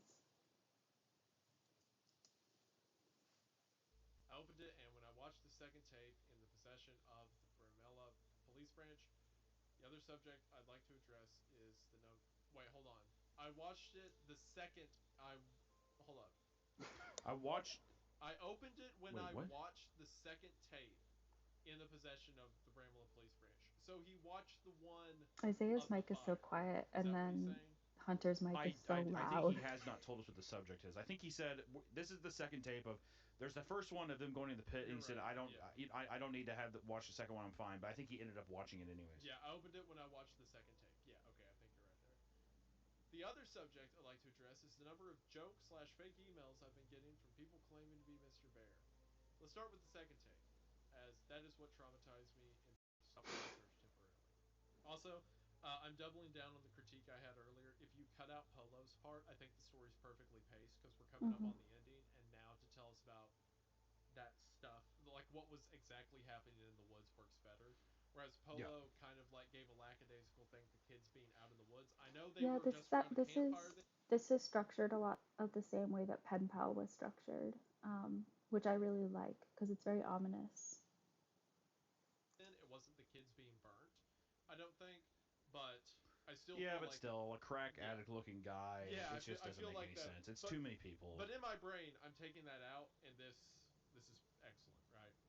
Yeah. Yep. Um, After a few weeks of playing silent, I decided to ask Mitchell Wilson if I could view that infamous second tape we had talked about. I don't know why. I just felt that viewing the tape would give me some closure. Wilson was obviously reluctant to show me, but I was persistent. He gave me an offer. If I was still interested by the time I turned 20, he would show me the tape. Not being able to do much else, I just played the waiting game. By the time my 20th birthday rolled around, I was definitely still interested in viewing the tape. I gave Wilson a call, during which he admitted that he had hoped that I would forget about asking him again. I was not taking no for an answer. You really don't need to see it. He kept telling me. But I did need to see it. I had to at this point. Sure enough, he invited me to the Bramwell Branch one Monday afternoon. Having watched every Saw film and a video of animal slaughterhouses in my ethics class, I was sure I would be able to handle whatever the tape could throw at me. No, And I sir. believe I was. It's very different. I will say, like, I know that I am one to talk. Like, if I hear there's a graphic video going around online, I want to see it, right? Just that, you know, the the human part of me, I guess. I Hmm. don't know. I don't think there's ever a scenario I would want to see No, his teddy bear videos is of so children. cute. No, Kira, when you like, I'm gonna put this VOD on YouTube. But like, literally, he has like throughout the entire episode, he's been like putting the bear like on his head, or like he's been like playing with it like in front of the camera, like holding it up to the camera and stuff. It's literally been so cute. Like, I want this bear so bad. I have my weighted dog plushie, Gray Wind, right here, whom I love. He's just been sitting this whole time. So he's here for the chat.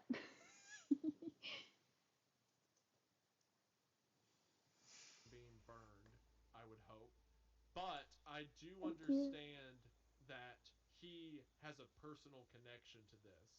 and almost has a survivor's guilt about the people who were killed, right? So I mean, yeah, man. If this is the last known tape of it, Yeah. it would haunt you forever if you didn't know. yeah, Like yeah, honestly, it would. I think so. So it makes sense, I guess. Mr. Bear's cellar, episode 31. When Wilson went to collect the tape from evidence, the officer in charge at the evidence room shook his head at me, his face saying, "What are you doing?" Wilson explained that this tape includes the last known episode of Mr. Bear's cellar. I rightfully assumed that I would be seeing the fate of the children and began to feel a sense of dread. The episode opened inside a forest, the usual one from the previous episodes. This fact took me a while to realize because it was night, the trees and leaves just looked like shapes dancing around in the darkness. A faint glow of light was present on the right side of the screen. There wasn't any apparent audio. It appeared to be a windy night, yet the trees weren't making any noise. Slowly, the camera I'm began to fixing the pan audio. towards Sorry the about the hole, video for a revealing minute. smoke rising from a hole with the tips of flames peeking over the top. Wilson paused at this point. Are you sure you want to see this? Dude, Wilson, stop fucking asking that and just show it already. How many times has Wilson said, "Are you sure you want to see this?" He's Yeah, stop about You know what I to mean? interrupting, show his asshole. friend's son a video of children burning. Like, Yeah, dude, but I mean, it's like that's the only thing Wilson has literally said in quotations is, "Are you sure you want to see this?" alright, that's fair. Are you That's fair. sure? At least change up the speech patterns a Yeah, little just bit. change it. Yeah. I mean, yeah, I know. It's just It's just comical. But I anyways, agree. go ahead. I agree. I insisted on it, even though a voice in my head was telling me not to. The video continued. The cameraman moved towards the hole, showing a pit of fire. This was the hole that I had seen in the previous episode, only this time it was filled with shapes. I could see shapes moving around, fluttering, flailing, some motionless. I knew perfectly well what they were. The camera began to adjust to the light and burning flesh. Red, black, a blur of surreal movements and colors. I wish I could forget what I saw, but you can't forget a scene like this. This was not a horror movie. This was reality. Human beings were being killed I wonder in if a this horrifying way. person like A fate that I stumbled across could have potentially images met. from like the Second The World video War or suddenly cuts it something off. and was inspired The by camera like now how positioned farther horrific it away from the was hole. and The wanted to fire like was out. create something to However, capture there was that still sense smoke to rising like up. kind A of cope figure with was that, overhead. with how it felt to see I those recognized it things. right away. The Mr. Bear suit was laid out on the ground, empty. It looked just as unnerving. The suit was laid out in the shape of a cross. The cameraman did a That's lap really around scary. the suit, treating it like a treasured artifact. The Placed suit at was the head of laid the in the suit was a shape of a sign in cross. bold letters. Oh, oh, INRI was printed. Oh, oh. That's so The messed up. cameraman moved back to the end of the suit, zooming into the bear's face. The episode finally ended. Oh man. Huh. That gives Creepy, me man. that gives me the chills. Not only Yeah, killing the I kids, feel like but then making it's that feeling. Go ahead. Sorry. It's that feeling where it feels like there's like spiders crawling on you or something. You know what I Hmm. mean? That's what I feel like. I feel like, ugh. After killing those kids, he lays out the suit in a crucifix, Yeah, that's messed up. as if Also, it kind as of if feels like the what death he's of that character. yeah. It's almost like with what he's done, he has now crossed over. Right? He has done. He's fulfilled his purpose. He's now the savior of his story. Yeah, Huh. that's what it feels like. It feels like this idea, like this kind of deity that he has is officially completed like the sacrifice. Yeah. You know? Man. Huh. I was speechless. It was like a dream. You can find a lot of terrible things on the internet, but I had never seen anything like this. Wilson asked if I was okay, and I replied with a shaky. Yes. I assured him as we left that I was fine and that the video gave me some closure over the whole incident. He didn't seem too confident in me, but he left it at that. He was right though. I had nightmares for weeks. I gave up. I didn't care about the whole thing anymore. A sick man burned a bunch of kids alive, attracting them with a fake kids TV channel. I could have been one of his victims, yet I'm still here. I suppose I should be grateful, but I feel guilty. Am I still here only by That's sheer what luck? survivor's guilt is. 10 months later, I'm back, but now I need to address something else. My email's been flooded with messages. Some people ask for more details. Oh, Some ask if I wait, can DM upload me the what your tapes, idea for our and some next people collab is, email me Kira. claiming to be Mr. Bear. First, I cannot get the tapes Because uploaded once I have because more they're time, A, like, I'll in be police totally possession as down. evidence, and B, I have no idea how to transfer VHS onto a computer. As for people pretending to be Mr. Bear, you're not fooling me. You have dozens of people pretending to be the same person. It doesn't work. I haven't seen a fake Caledon Local 21 YouTube channel, which is cute, but still not real. Even more annoying is the fact that someone hacked my account just to put up some demented poem about me on this blog. I'll leave it in the entry above this one, just to show you guys. I've contacted my webmaster about the entry and was told that it was posted on Halloween. Oh, spooky. Attached to the email, paintwithb at AOL.com, which I assume is another joke email. I'm over episode 31 now. The images of what I saw will stick with me for a while, but I want to do one last hurrah. I will get in contact with Mitchell Wilson again and hopefully get set up with the tapes in the possession of the other Peel police branches. Try to update you guys as soon as I can. I'm sure this won't take so long again. Thank you to everyone who still reads this. Elliot. Wow. I mean, it's interesting because um, you can see so many influences in what other people have done here, especially even like my mind kind of goes to like pen pal in a way of an obsessive person. Mm-hmm. Um, even like with the end of pen pal where it's the guy who was obsessed with this person so much that he dressed his friend up, you know, Mm-hmm. and I mean like it's like this cult of obsession thing. The idea too of sacrificing and that kind of thing. I mean, reading this back in the day must have been extremely graphic. I mean, it was disturbing now, but I feel like now people have to push the stakes because of stories like this. Yeah. Like Yeah. this. I wonder how crazy this must have felt reading it back in 2011. The description of the bodies burning so intense, some still, some moving, some slowly, like Mm-hmm. man, harrowing stuff. And then Yeah. the following of the Mr. Bear costume in the shape of a crucifix. And then he's just supposedly, maybe he's out there, maybe not. Maybe it is people hacking his email. Maybe it is just legends of the thing that lives in the storm drain. Maybe it's still him. Maybe it's the ghost of him. Maybe it's man, it's such a perfect place of like legends you heard as a kid and you don't know if it's real or not. It's such a perfect adaptation of you still in the course of the story don't know what's real or not. You don't know what to Yeah. believe. There's no finality to anything, which Yeah, makes it so yes, much that's creepier. it. That's the perfect way of phrasing it. Yeah, there's no closure. No part of this feels like, and Yeah. that's done. It's just like open doors, and none of them shutting. The Yeah. the eerie nature of it being so open to is that I think for me and probably viewers listening is that the idea that any one of those joke emails are definitely probably joke emails, but all it takes is for one to be legitimate to Yeah. just Mm-hmm. completely And unravel it's and even make this thing scarier even thinking more about, fucking like, crazy. getting emailed by a bunch of joke emails and one of them being real. But, like, you don't know because it's like you're so used to so many jokes. It's like when you have so many emails in your spam folder that, like, one of them is important and you just totally miss it. And the idea too that like he does know the Mr. Bear does know Elliot. I mean, he received that letter. Who knows? I mean, like Mr. Bear, the person who is still not, no one's contacted him or no one knows where he's at or who he is, could be obsessed. I mean, this is an Yeah. extremely deranged man. You know? Yeah. I will say I think the hack quote unquote that happened that showed it was the poem about him that Mr. Bear supposedly wrote. I do think that's real because of the four letter edition, right? Because it Yeah. contains it How else contains would they know? how else would they know exactly? How would they know what was about to show up in the next tape?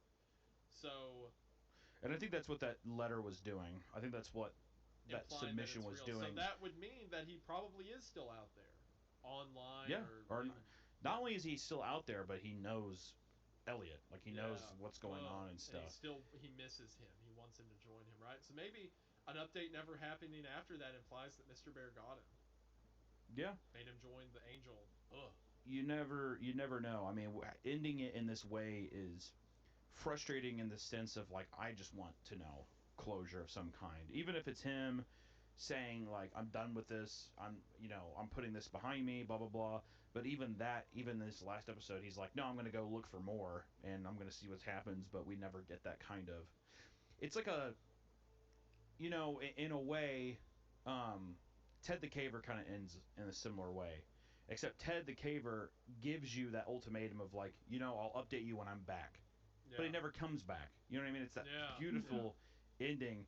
This one is just we don't even who knows. I mean, as we all have known, this entire time Elliot has been teased like or not teasing us, but he's been basically filling us in on like, hey, sorry, I've lost interest. My life kind of took a crazy thing. I don't know if I'll have time. So he's done this. So who knows? I mean, he could have also just been like, I just don't want to do it anymore.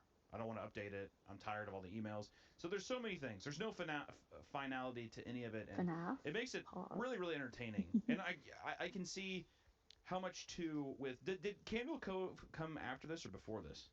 Let me look real quick. So the story got, like Candle I said, Cove it came started after in this. 2009. Final update was Right. 2011. It blew up. I was wrong in saying that it had its first wave in 2014 with YouTube channels. Actually got its first wave when someone posted it to 4chan's X board on September 9th of 2012.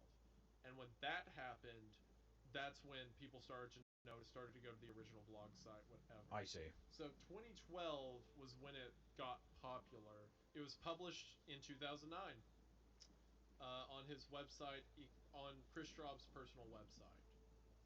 Regardless, if whichever one came first, I think that like either one could have been inspired by each other. But Yeah. one thing I really appreciate about this is that it starts off and it kind of has some weird, creepy vignettes. But I'm glad that we do get to kind of go in more of a narrative device of stepping away from like each post just being new entries, which there are a lot of entries of the tapes and stuff like that, but we get so much more out of just being able to get the narrator's perspective on things and being able to really feel enticed with this world. Like, I mean, one thing that I really appreciate about like some of the stuff that came after these were like really early creepypastas is people really taking time and like really getting into like the characters or especially our protagonists and stuff, not making it feel like it's just kind of a random blog post, but really like pushing the idea that like these blog posts can just I mean, it can be a huge exposition dump for people.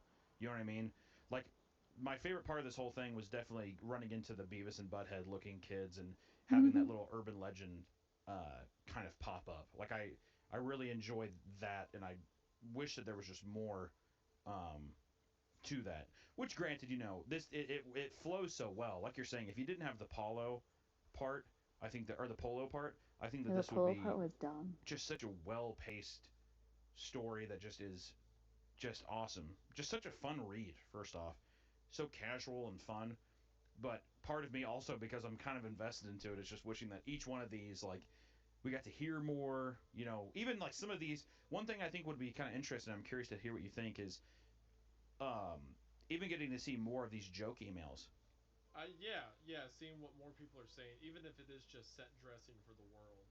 Exactly. Even if it is just kind of, I want to get more and more into the psyche of having to read these as well, like building sympathy for Elliot, and feeling as confused as he is, like sharing more of them. Hey, here's a string of stuff, or even just being like, someone sent me this, it's getting really annoying or whatever. Like, I think that way, I feel like I would have been. It's just a giant teeter totter. It's just kind of going back and forth, whatever. I think that that's really fun. Really, really fun. I'm glad we read this one, man. This was fun. Yeah, it does go hard. There is one thing that's bothering me though. I swear I remembered a different tape. There was an extra tape that I kept Really. waiting for it to come up, and it's not. And it's Hmm. honestly kind of freaking me out a little bit now. Because I Yeah, remember. you have your Repressed own personal memory. thing Yeah, going well, on too. because that's the whole plot, right? Like, oh, I forgot that I saw this as a kid, but I swear there was a tape that the whole episode was just hands. It was like just Oh, hands look, on Kira, camera, he's like got talking, like, "Oh, what do you want to do today?"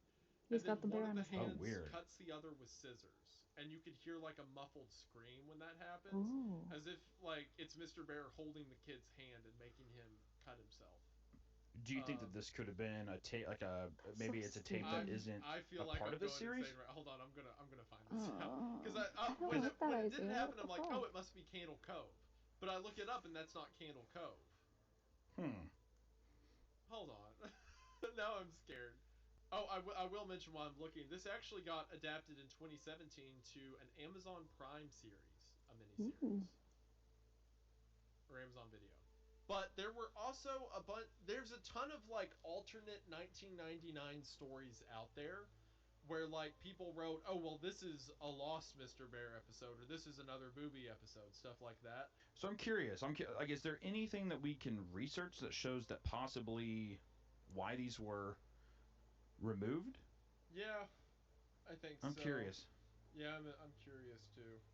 Or maybe even somebody, if anybody in our comments knows as well, we'd love to pin or do anything too. I mean, like, just because that was the last booby entry there, so I'm curious to see why. I feel like there's some creepypasta community lore here that I'm not privy to, but I want to know.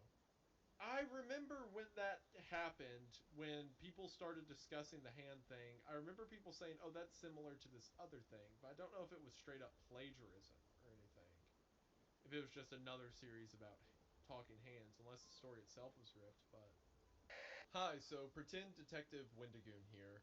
I've done some research I online, know and the I'm teddy pretty bear on his sure head I is know what so happened. cute. Why I and likely some of you remember a different version of the story than the one we just read. And all of this is just like offhand research I've done within a couple hours. So if I'm wrong about any of this, feel free to correct me in the comments below. So as mentioned earlier, Camden Lamont is the original author of the 1999 story. He posted the story to his personal blog on November the 14th of Aw. 2009. Again, with subsequent updates coming out on the dates listed within this episode.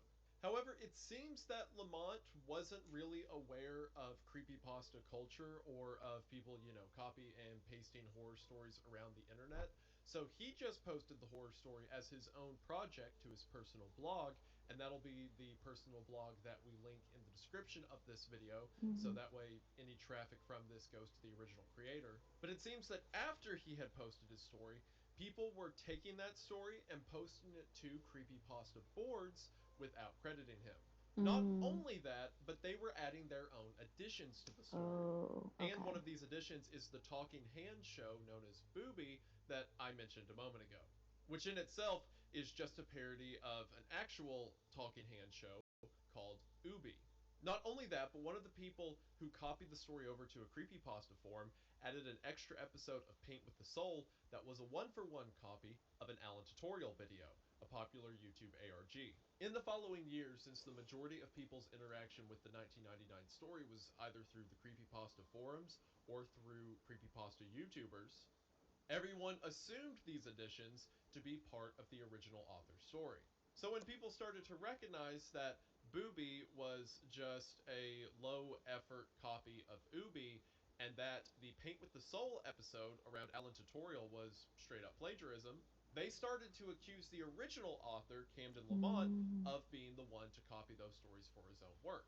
But like I said, Camden never put those into the story. It's the people who ripped his story and then re-uploaded it who added the not authentic parts. This also led to a lot of drama in like creepypasta communities around 2018 because Camden, who wasn't aware that any of this was going on, found out that all of it was going on at once and started to take down versions of the story that again stole his story and then added parts that made it seem like he was copying someone else's work. But people who didn't know the full story of that just assumed Camden didn't want people to talk about his plagiarism, which again he never actually did. So Camden received a lot of hate because people thought he just stole other people's stories and then was trying to hide the evidence. So the version that we read today is Camden's original work as he originally wrote it, and all the stuff about plagiarism and whatnot are from people who ripped his story in the first place. Again, link to his original blog post in the description, and if I got any of this wrong, please let me know. 1999, it was rad. I mean, very, It very was rad. very I know rad. It was people great. people have requested this one in the showers, so maybe You know maybe what? we'll hit the showers This next. Or kind of makes up for them requesting the thing in the basement. You know? I'm still, you know what? Whatever they requested is not our fault. Is all I have to say. And this one was luckily a strong one. Like I think it's awesome. Just a lot of cool influences in there, and it's interesting to see these kind of internet stories and how they inspire each other, and it's cool, man. I'm stoked on it. Yeah, me too. But without further ado, I mean, that was 1999, ladies and gentlemen. As always, we request just be sure to listen to this on audio platforms if you can, and review, or give us a nice little thumbs up or a 5-star rating. And also, if you have any story suggestions, please be sure to leave them down below. We do look at that, and we look at all the funny little fan edits as well. It makes, like I said, belly jiggling. It's very, very nice. I'm actually going to go clean my shorts because of the Elgato box dropping. That really that got me pretty bad. It is a stinky mess in my pants right now from that, and I am still shaking. That's what you get. It is what I get. I feel bad. But without further ado, thank you so much for watching CREEPCAST, and we will see you in the next one. See you in the next one, everyone. Bye-bye. Bye-bye. 2 more weeks. 2 more weeks until the next episode. But anyways, thank you to everybody who tuned in for this stream. I know it was super chill. Yeah, no, it's really good. So yeah, go follow CREEPCAST on Twitter. I think it's CREEPCAST official or CREEPCAST real, or like the real CREEPCAST. It's one of those things because like the title was taken, but obviously the logo that you see here is the same. And they're really wonderful. So you can go follow Wendigoon on Twitter and on YouTube, and obviously Papa Meat Canyon, and then CREEPCAST right here. I love them very much. Like I said, Wendigoon is one of my biggest he's like my biggest current inspiration on YouTube. So I'm really like watching and it feels pretentious to say studying, but I'm really like looking forward to making content that can kind of mirror his. But yeah, so have a good night, everybody. I'm very tired. So have a good night. I'm gonna go to bed now. Thank you guys for coming, and hopefully I'll see everybody soon. However, this week is finals week, and then my parents are coming for a week, so I'll probably not be able to stream for another 2 weeks, which sucks. But then I'll be back at work in Pennsylvania, which means I'll have my own apartment with my friend, which means I'll get to stream more. So yay! But anyways, all this to say, good night, and I'll see you guys next time. I'll be very active on Twitter, so very easy there. But yeah, thanks for watching. Bye.